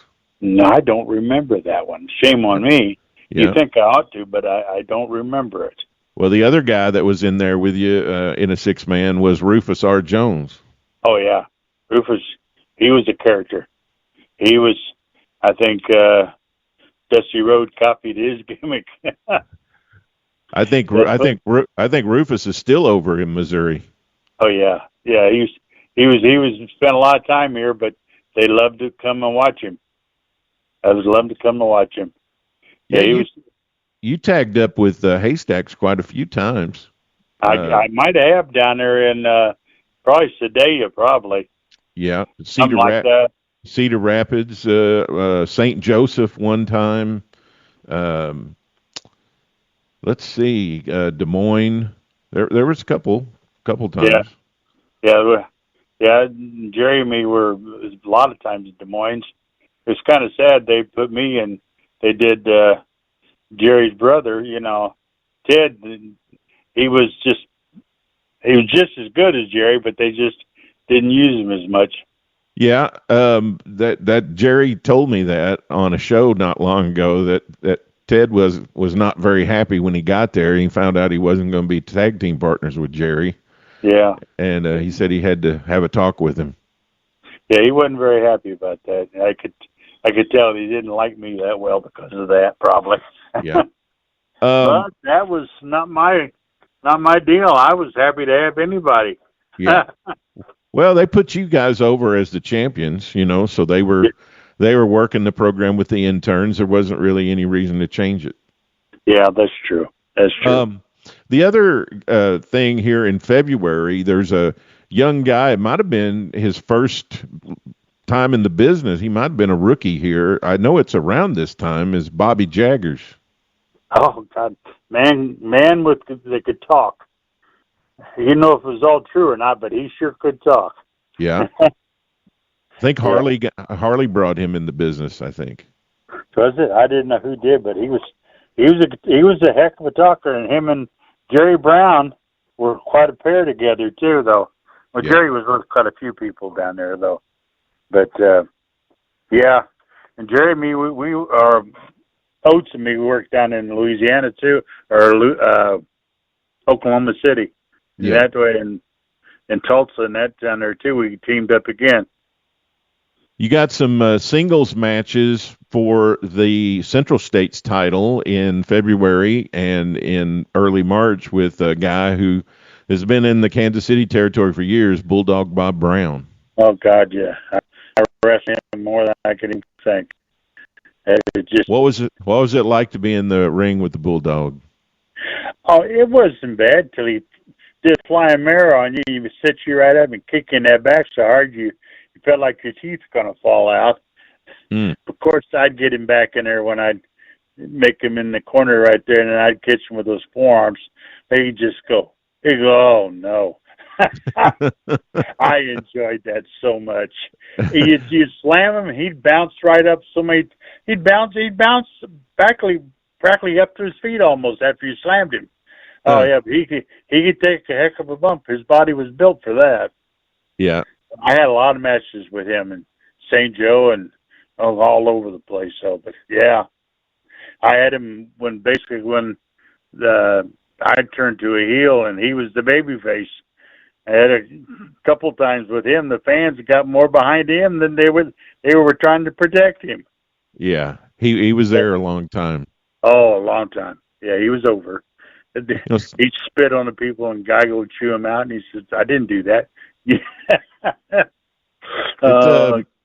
St. Joseph is a legendary town for wrestling. It probably doesn't get the credit, not like a St. Louis or a Kansas City, but I mean, St. Joseph has got a long, long history of wrestling. What was it like in St. Joe back then? Oh, Gus had his own little office there, downtown St. Joe, and they had people to come by and see him and talk to him and everything else. He'd be glad to talk to him. He'd sit him down and talk to him for long times. He was a nice guy. He'd sit there and talk to you and come up with all kinds of different deals. He'd have his pipe. He'd be smoking that pipe, or not really smoking it, just chewing on it, you might say. And sometimes you had to listen real close because the Greek accent on him. But yeah, he was a nice old man. I enjoyed him. I really did, and I hated to see him go. Do you remember much about your conversations with him, like what you'd talk about, or? Oh, he asked me, "Do you think you're ready to to go on the road?" And I said, "Oh yeah, sure." Well, I wasn't even close, you know. But that's when he sent me to Atlanta, and then I remember I was down there with in Florida at the time, and I got a call from him. He wanted to know if I would want to come back up into Kansas City again, and that's when Harley was doing the book, and Harley got the title and all that. I said, "Yeah, I'll come back up." I packed I had a van then. I had my Datsun Z, and I towed my Datsun Z and the family all the way back up we left Tampa, but I left that night. I'd been in Miami, come back up. We picked everything up, got it in the van. We drove all the way up from doing 80 degrees up to snowstorm, going through St. Louis back. I said, "What did I do? Why did I go back?" Yeah. Yeah, but I was glad he was glad to see me come back. He was the promoter in Iowa too, right? Was he the promoter in Kansas City, or he'd go there for the deals, but Geigel was most of it. Geigel and Pat and Harley. Pat O'Connor. And Geigel always. Gus is always there he'd go in Thursdays and into the office down there, sitting there and talk with Geigel and him. They'd come up with things, you know. Yeah, they always did. Every Thursday it was a religious deal to do that.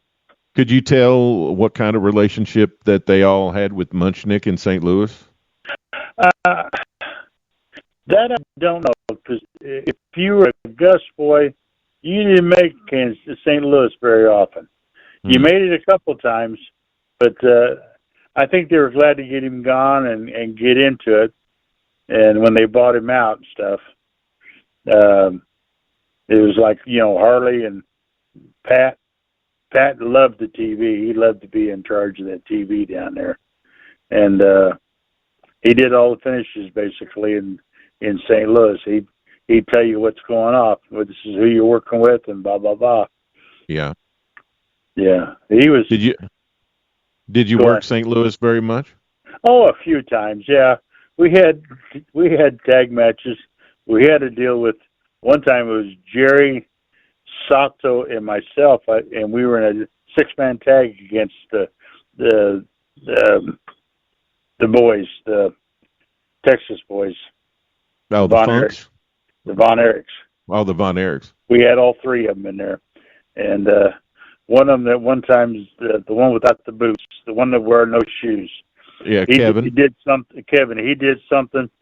He went up in the air, and he, you know, for an elbow drop, and all of a sudden he smashed right into poor Sato's face. We got back dressed and wondered what happened. He said the wind blew. I swear to God, that's what he said. Oh, did Jerry tell you about his deal with the one match he had with Moose Morawski? No, he didn't. Oh my, you got to get him on that one. He told me about it. I didn't get to see it, but it was a classic. I'm gonna write big horns and all that good shit. Yeah, I'm gonna write it down. I'm gonna ask about it. Oh yeah, ask him about it. That's a good one. That's a good one. Didn't you tell me the other day when we were just talking that you see Akio Sato quite a bit? Yes, I do. Here comes up. Betty's just doing not real well, but she's okay. She doesn't want to go anyplace, and he kind of takes good care of her. And they got two beautiful girls. For those of you who may not realize, Akio Sato is married to Betty Nicolai. Yeah. And Betty Nicolai was a long-time female wrestler all over the country. She worked quite a bit, was the Central States Women's Champion, and a pretty good wrestler, huh? Oh, yes, she was. She was a stout old lady. She wasn't that old, but she was a good-looking lady. Yeah, she worked with Gene Antone a lot. Oh, a whole bunch, yeah. Whole bunch. They'd bring a few different ones in every once in a while. So your intern program is kind of running its course, and they're pairing you up with another tag team, Yasu Fuji and Oki Shikina. Oh God, yeah. They were pretty good. But I guess I got carried away one time down in it was Sedalia. We were in a tag match, and somehow I went in there and I nailed him right in the eye, or he did something. All of a sudden, before I knew it, before I got turned around in the corner, I had a black eye. Oh, no. Payback was hell, let's put it that way. Yeah. But, yeah. Jerry said that every now and then Oki would get a little lazy with you in the ring. Oh, yeah. But that's normal. Yeah. But they were something else to be with, though. Something else. There was another one there too. I can't remember. Got in a while. we might come across it, but another tag team is a brother tag team from Canada, the Cormier brothers, Tommy and Terry Martin. Yeah, they were here when I just started. I used to go up there and I'd watch them too. They were good tag team partners up there. And they were just about the time I started, they had left. So I didn't get a chance to meet them at all, really. They were on their way out. They had a couple different ones that left. Yeah. Then in April, you took a tour of Japan to work for Giant Baba. Yeah, that was good. That was my first one, I think. The first night you worked with Dick Beyer, the Destroyer. Oh, that was outside show. Yeah.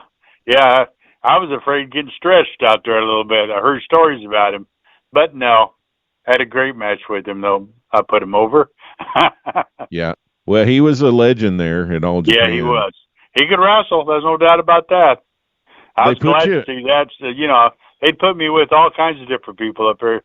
I'd wrestle them. There's no doubt about that. I had a little bit of knowledge. They put you in a tag team match, and your partner was Mark Lewin.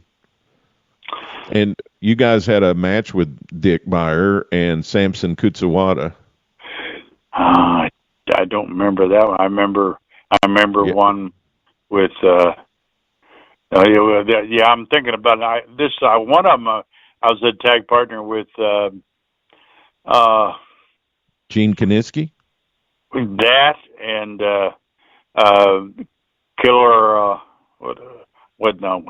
My mind's going right now. There was the champion up there in New York all over. You were partners with Killer Kowalski and Dick the Bruiser. Yeah, there was another one too. Dick, he loved his beard too. No, there was another one.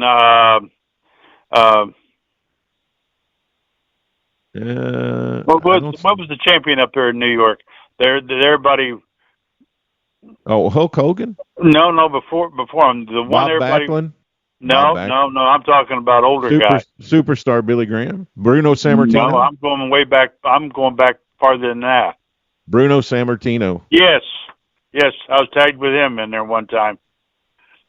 They put me in different deals. I enjoyed it. We had a good time. He was very impressive. He's a strong guy. I remember him later on in time. He was over there and he had a broken finger, and he was still benching 400 back then.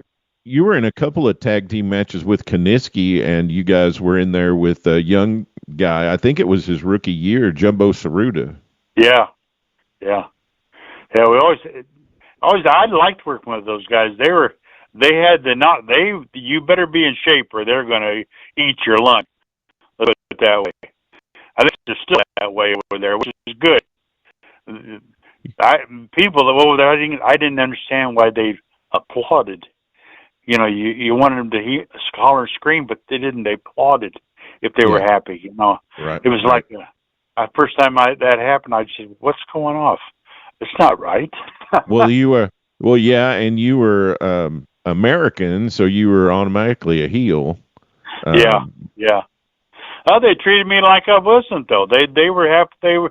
They liked me over there. Yeah, they really did. I had one guy after a match. I come out and he was taking care of the building. He was their not supervisor, but the maintenance guy. He took me back there where he stayed at, and he gave me a drink of sake with him. I talked with him and everything else. Real nice guy. He was real happy to nice to meet you and everything else. I remember him real well. That was my first tour over there too. What was it like with Kaniski? He was different. Yeah, he was. He's pretty rugged, huh? Gene, we called him Dad. Mm. There was Bob Orton Jr. and I think it was Steve Kern was there at the same time. Yeah, those guys were in the first or second year of their career too. Yeah, all of us were right there. Yeah, that was an experience. So there was a bunch of young guys. We just kind of sit and watch and learn. Yeah, that was the thing to do. Yeah, you didn't talk back to them. They were like they were the superstars basically back then. To my book, they still are.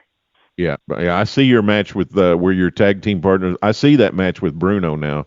You guys it was on May the 7th, and you were against Giant Baba and Samson Kutsawada, you and Bruno. Oh, God, you got the list. I do. Yeah, I remember that. I remember the match. What was it? Gene. Was it Gene Kaniski? Yeah, he used to take and throw people in the rope or do something. He'd slide down. And I asked him afterwards, why are you doing that? He said, I'm just following through.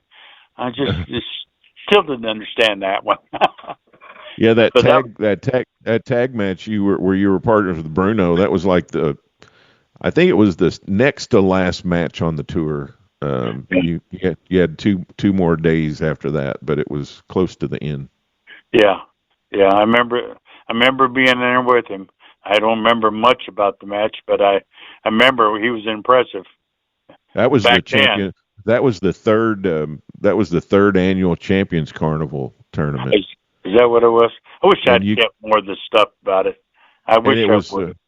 Yeah, well, anytime you want something, man, just let me know. I'll get it to you. I appreciate it. You come back and you get back in matches with the interns again.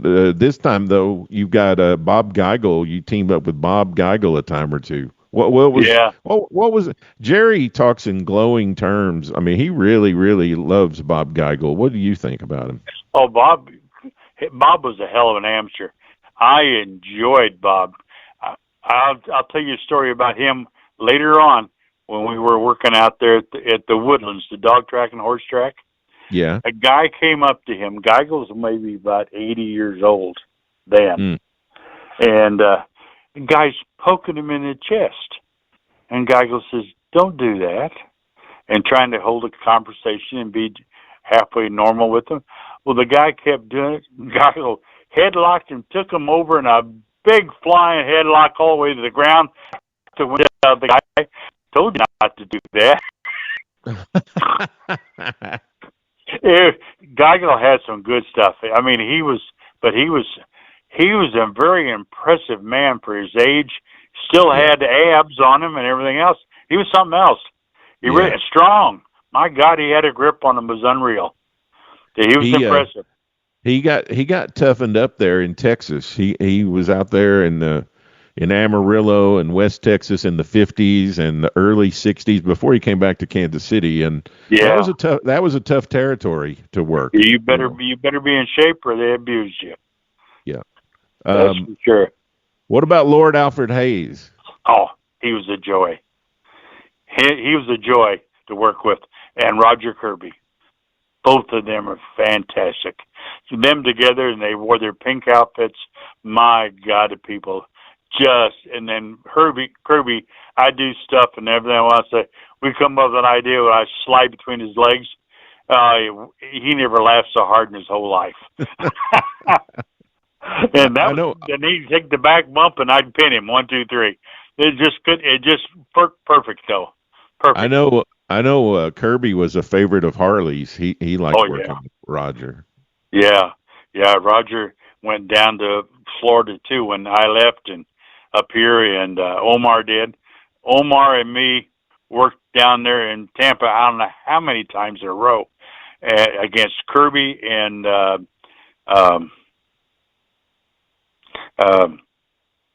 there we go. There goes the mind again. Don't get old. He ended up being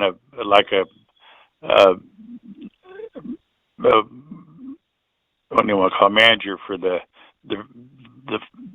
Four Horsemen. Oh, J.J. Dillon. Yeah, J.J. Dillon. Yeah, they were tagged up together, and we worked with them. I don't know how many times in Tampa. Have great matches down there in that hot old building, the Armory. Oh my, yeah. Then all of a sudden we were down in I forget where we went after that. The next town. So I mean, after we finished up there for a while, and then not long after that, basically, I was there like 5 or 6 months or something like that, and then come back home. Yeah, it's kind of unfortunate that people saw most of JJ's career as a manager, and there's just not a lot of videotape out there of him. But in the 70s, man, he could work, huh? Oh, yes. Oh, yeah. We had great matches. I mean, yeah, with Omar and me, my God, Omar was just boom, boom, boom, boom, boom, boom, boom. It was hard to stop him. Kirby just having a hell time. Yeah. There's another guy who's he's been in the business like 30 days, and he's working in Kansas City here in May of 75, and he goes on to be known as the Body, Jesse Ventura. Oh, yeah. I came back to the territory, and Jesse was here, and it seemed like he rode with me up to Des Moines, and then he went home. He said, I'm leaving. I just couldn't. He rode me up, and then he left. Yeah. Yeah. Jerry said that he was broke, all the time, and he rode with them a lot and all, but he had a rough start in the business. He had a rough start in the business, but he said he was a nice guy. Nice guy. Oh, yeah. Yeah. I met him again out there with Jerry was out there too in Oregon, out there in Portland. That's when Jesse kind of broke through, right? Yeah. He could talk. Mm. He could just rattle, and him and Ed were together out there a lot, and they just have a great time. The best time is out there. I know Jerry told about a story about we come back on the trips, and there were Khosrow Faseri, the Sheik. He'd be, parked his car and rode with somebody, and he wouldn't lock it. Well, they open his car up, take beer, and pour it in his seat, so he'd have to sit there and sit up all the way edge of it and drive home at night. They used to do that to him. Nobody really liked him. It was great, but he was a good guy, really deep down. Khosrow. I remember when I first started down there, and when I saw him in Louisiana, he'd come in. He left the Gagne up there and came down, was working down there, and we'd look at him and just and he'd show up at towns that he wasn't booked, but he'd show up trying to get booked. Yeah. And but he had his clubs. I managed the clubs, but not too good. But I tried. I did it. Yeah. Jerry do things with me. He abused me times. Jerry Oates. Yeah. Oh, he did. One time we did an interview on Shreveport TV, and we were talking about they wanted to say, how you guys work out? And we did a few things in the ring. Jerry sit down like I'm going to do a push-up. I sat on my back, so I had to do push-ups. had to prove that I could do it. He told me, he says, I would have never done that. He said, I couldn't do it. But I was pretty strong, though.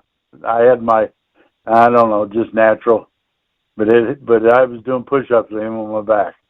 I remember that one. Toward the end of May the 26th in 75 in Wichita, Kansas, you've got a match for the international heavyweight title, and the champion is Cyclone Negro. You remember Cyclone? Yes, but I don't remember the match. I remember Cyclone, but I don't remember him there. Mm-hmm. Yeah, he went around when he won that international title. He went around and traveled with it to several territories, and he was in Kansas City here for, I don't know, 2 weeks maybe.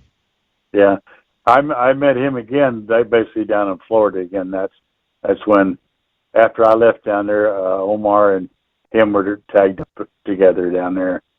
Yeah. Yeah. So yeah. I've had flashbacks to different things right there in my mind. Yeah, that's all right. So the schedule is, Mondays is either Wichita or Topeka. You kind of rotate every other Monday. Yeah. And Tuesday night, you mentioned Sedalia a couple times. Tuesday was Sedalia. Yeah, Dane Littlebeard told Gus, he says, I like to buy this town. Gus says, good. You want to book this town or anything else? He says, no, I want to close this blank down. Oh. He was serious. No, it was in a town. You got your experience, and people didn't care what you were doing. They were just like there for family night. Yeah. And Gus, that was one of Gus's towns in Missouri. He did Columbia too. Was one of them I think Gus had, and Waterloo and Des Moines and St. Joe and stuff. He do the Cedar Rapids too. Was one of the towns up there. Yeah, you guys ran the convention hall there in Sedalia every Tuesday.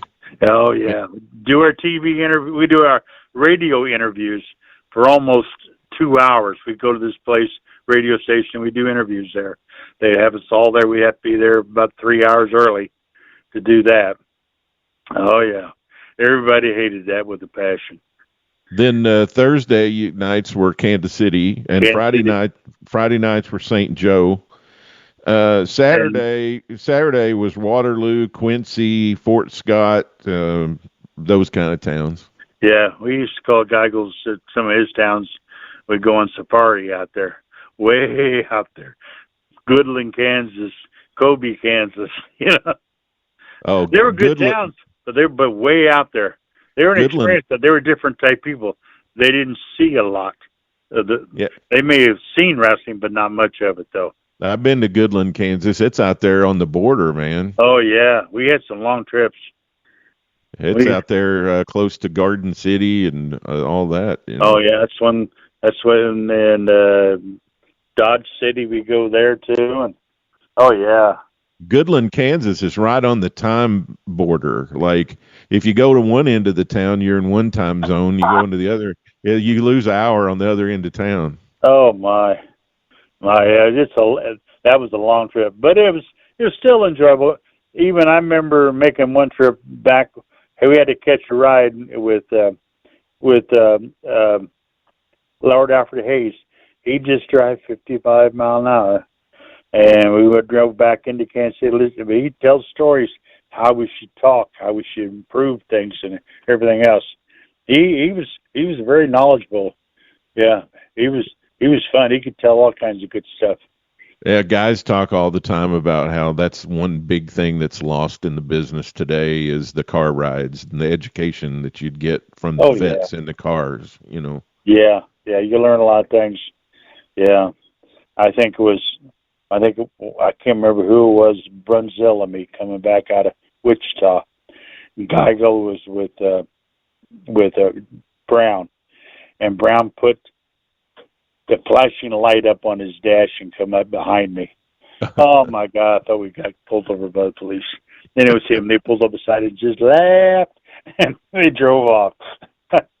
What'd you think about Wichita as a town, wrestling town? I think it could have been a better town. I really do, because it had its potential. we'd see the people were great there. I mean, they were easy, and they enjoyed the matches, and they were fun to get. They get behind you. We had matches with Kirby in there and Alfred Hayes, and my God, they were great. You know, and I remember, and just wish it got a better push. Mm-hmm. Just wish it got a better push. Yeah, the Century 2 Auditorium was the building. Oh, yeah, it was quite a building. Yeah, really nice. I've driven by it several times. Yeah. But I mean, Topeka always struggled, didn't it? Oh, yeah. Yeah, but I had the time. I turned heel against Bob Brown there. And I had Bob Brown on the floor right there. That teach me to do this. And as I'm pounding on Brown, some guy might come up beside me and hit me right in the mouth. I turned around and grabbed my hands into the guy. He had a wig on, or an afro like, and I stuck my hands in it, twisted that hair, and I was trying to knee him. After he hit me in the mouth, busted my partial plate up and everything else. And the police right there says, if you hit him, you nail him. He says, you will never wrestle in Topeka again. Boy, I was trying to nail him. But I got to wrestle in Topeka a couple times. That's something like that happened in Columbia, Missouri, too, just like that. At the Armory? Yeah. That was a hard good town, too, though. That was a hard town. Yeah, I don't know what it is about. You would think a Midwest or a Southern college town would draw, but they all have trouble drawing for wrestling. Yeah, it's just the people didn't want to get behind, but some did, but some didn't. They were hard. I mean, they were a hard group of people. I used to say I used to go wrestle different places and come back, save up money to come back home. You know, back here, because you didn't make a lot of money around here. It was hard. Yeah, it was hard. But you guys drew okay in the 70s, right? I mean, yeah, they had some good houses, but no great ones. I mean, there was no outstanding deal, but for what there was, and there's just getting things are starting to just change. Like Harley told me one time. He says, if you had just been 5 years earlier in your life, he says, you would have been just like him, he says. I said, I appreciated that, but he was right, because things changed about that time. Yeah. Did he ever talk about how Missouri and Kansas drew in the 60s? No, he never did, really. I wonder, you know, because in the South, and you've been to Georgia, you've been to Florida, you've been to Louisiana, and you've been to Alabama. I mean, those territories drew really, really well all through, you know, the 60s, the 70s, and even into the 80s. Yeah, they were great. But outside of St. Louis and Missouri, it struggled. Yeah, now you go down to Springfield. Springfield would draw. Springfield was a good town, but it's just like a dividing line somewhere in there, because Springfield was basically Leroy McGurk. Leroy's town, basically. Yeah. Yeah. When Geico went and took it back over again, but we drew money down there. We had great houses. You had to watch your car out there. People demolish it. When you worked for Leroy and Watts, did you work in Joplin? Oh yes, that was a hard town too, though. Was it? It was a hard town. Just something about it. I don't know what it was, but it was just. And it's further south than Springfield. Yeah. Springfield had a different type of clientele, you might say, just different. Yeah, you got the people that wanted to believe, and you got the people. There was no way in the world you're going to get them to go. Yeah, they were just going to be skeptical. I was always taught, you make them believe, you make things real. You may get in trouble for it by the other guy you're working with, but you got to make sure that people don't see through stuff. And that's what I used to do with Ted DiBiase. I had him on the floor one time down in Louisiana down there. I'd nail him, boy. We're on the floor. Boom, boom, boom. But that was the way I was taught. Yeah, if they saw through my stuff, they weren't going to. I'll tell you that for sure, because I was stiff. Well, That's the best word to put it. I was stiff, and I enjoyed it that way, and I wanted to be treated the same way, because when I worked with Harley, he was stiff, and he'd say, "Hit me harder." Okay, no problem. the promoter and the booker didn't want you to kill the town. No, that's right. That's right. Yeah, and I remember when I went to Louisiana the first time. If you didn't know how to wrestle, you were in deep trouble, because that was the thing they always. When I left Florida and went up there, they said, "You better know how to do." I said, "Well, I do. I've got the background. I can do it." Mm-hmm. And no problem. They treated me like I was a new star. I was coming. Yeah, it seemed like that seemed like one thing that really helped guys too, that they didn't have an outrageous gimmick. They had to be good wrestlers. They had to have a good, strong background in wrestling, and those that did really well. Oh yeah, yeah. Another one I was want to tell you a story about. Big Texan. He died young. From over Amarillo too. Dick Murdoch. Yeah, Dick. Oh, funny guy. I made trips with him, and I wrestled him a couple times, but the one time in Jackson, Mississippi, I'm the heel and he's the good guy. And all of a sudden, I got out of the ring and I was kind of close to the edge of the railing, and this old man came up and hit me once. I just looked at him. I said, "Go sit down." And I turned around and he hit me again. Oh, I just looked around at me and I said, "Go sit down before you get hurt." Oh, boy. And then he hit me again. I was over the railing, had him by the throat, down on top of his chair, and I said, "You're going to die."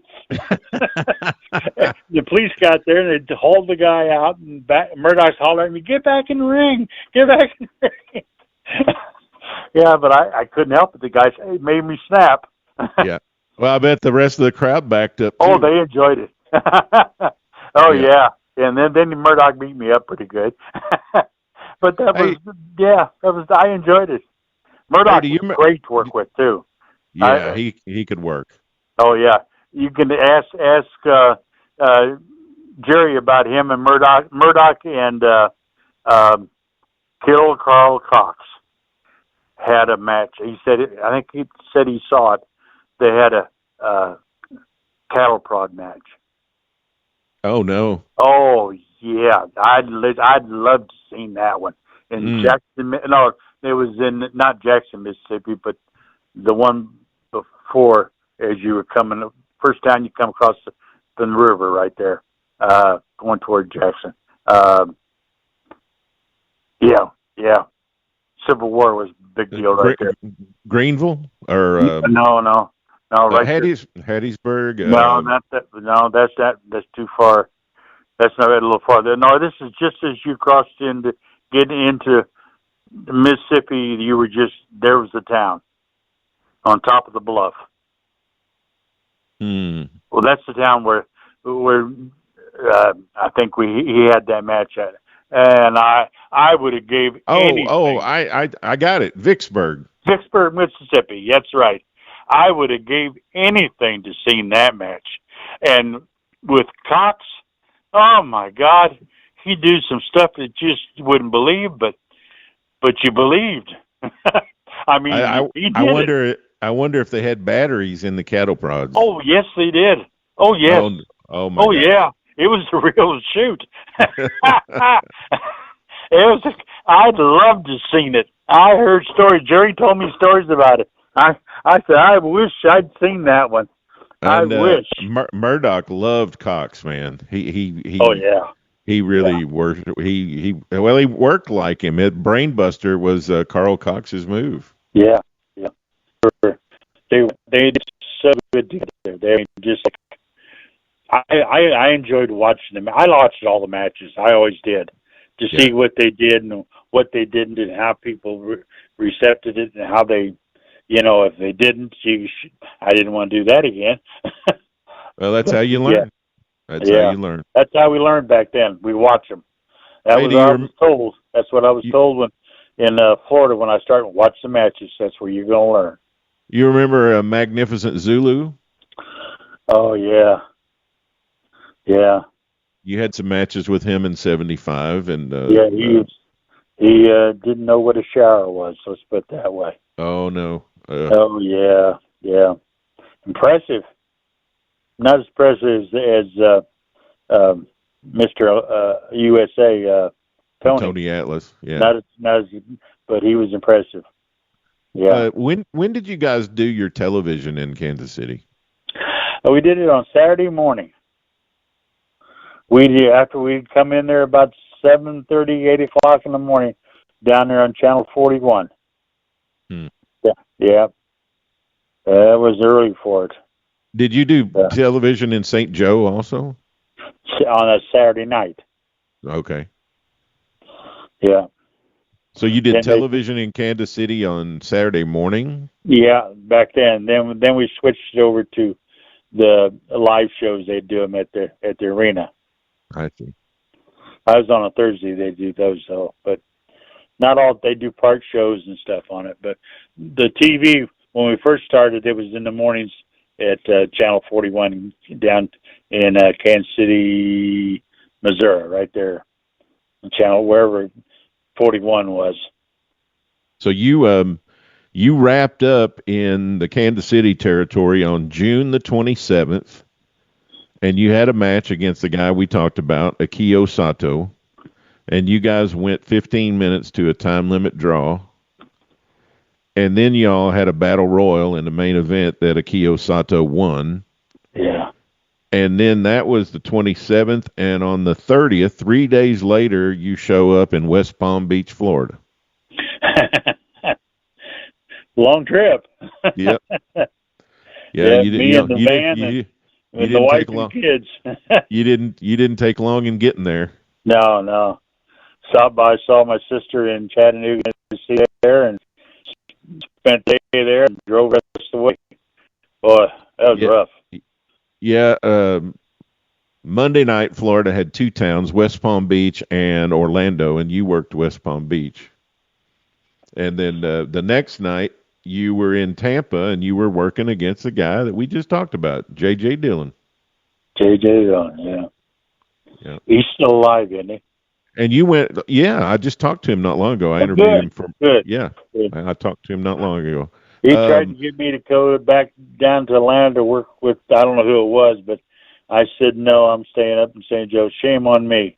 But I left down there in Atlanta when I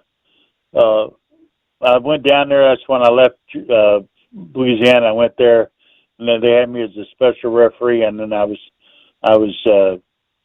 just had a deal on TV with Ole saying I was behind him. I'd watch his back, and about a day later, my wife's mother had a stroke, and I flew her home. And then basically, I was there by myself, and me and the dog weren't getting along too well.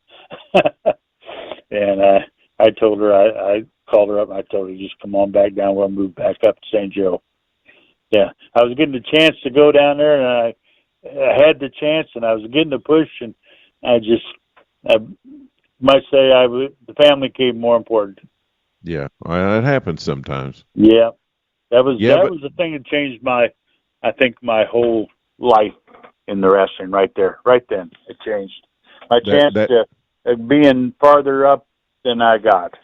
Mm-hmm. But I'm glad I did go. You go back. Yeah, so that was July the 1st, 1975, and we'll come back and do another show and go through the second half when you're in Florida here. But you pinned JJ that night at Fort Homer Hesterly Armory in Tampa, Florida. No kidding. Sure? I was getting the push. He put you over.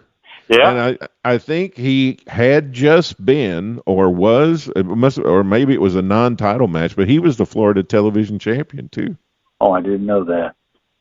He might have lost it before then, but yeah. But it's still, he was a star, JJ. Yeah, they were giving me a shot. Yeah, and I stayed there for a while. I should have. I should have stayed there. I shouldn't have said I'd come back when Gus called me.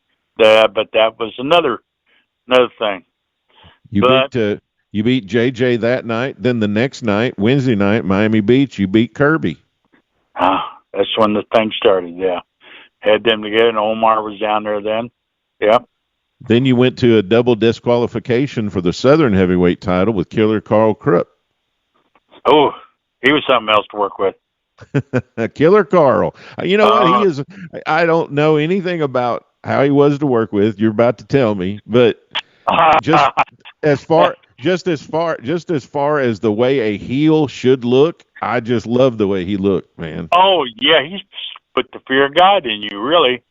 Listen, but a nice guy, but you sure couldn't tell by the way first night I worked with him in Kansas City up here.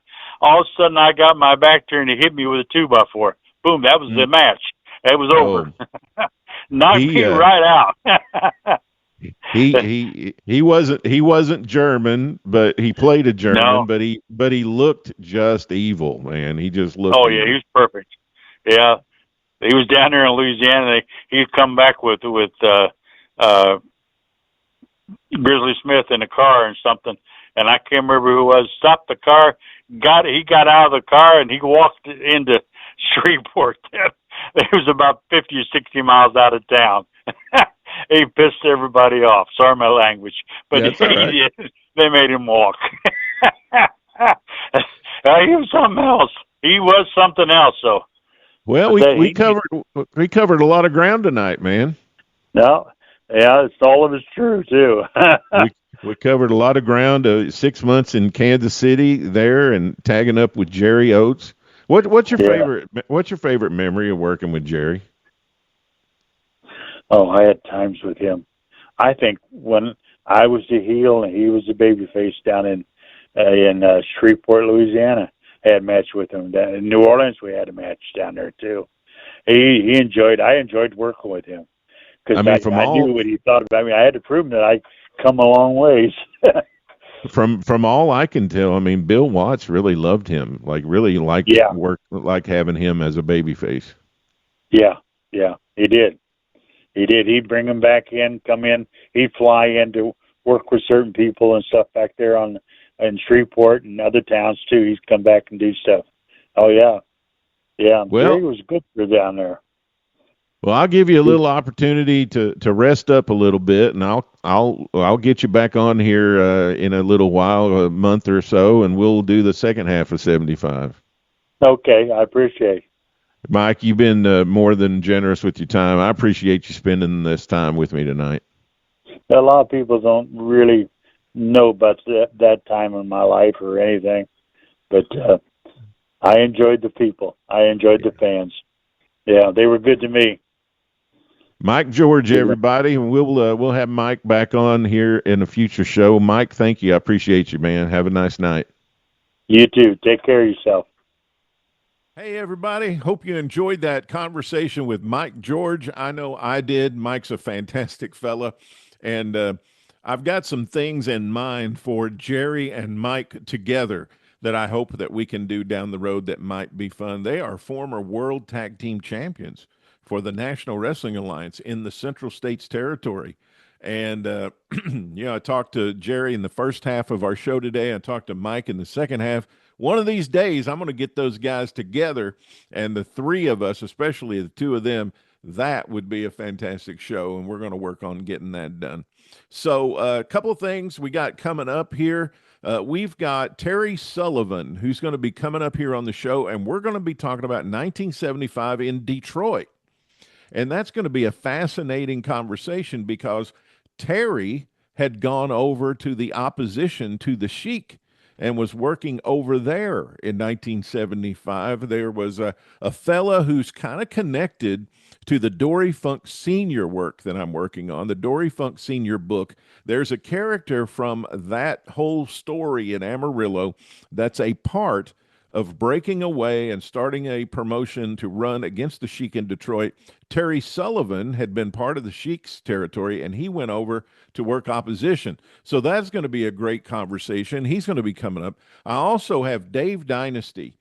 Dave Dynasty has his own podcast, and he primarily focuses on the Dick the Bruiser promotion, the WWA in Indianapolis.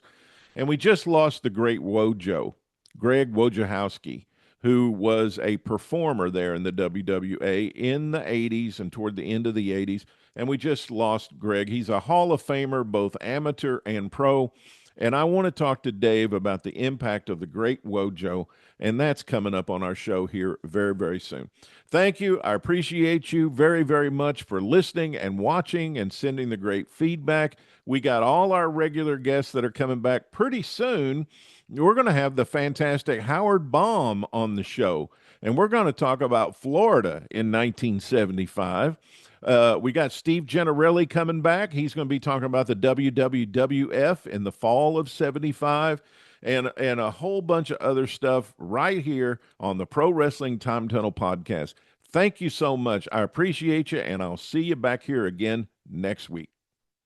Thanks for tuning in to the Pro Wrestling Time Tunnel podcast. Tune in for another great episode next week, interviewing wrestlers, referees, and media personalities that have made the sport of professional wrestling great. Be sure to follow us on Facebook at Pro Wrestling Time Tunnel. We'll release a new episode soon. Don't you dare miss it.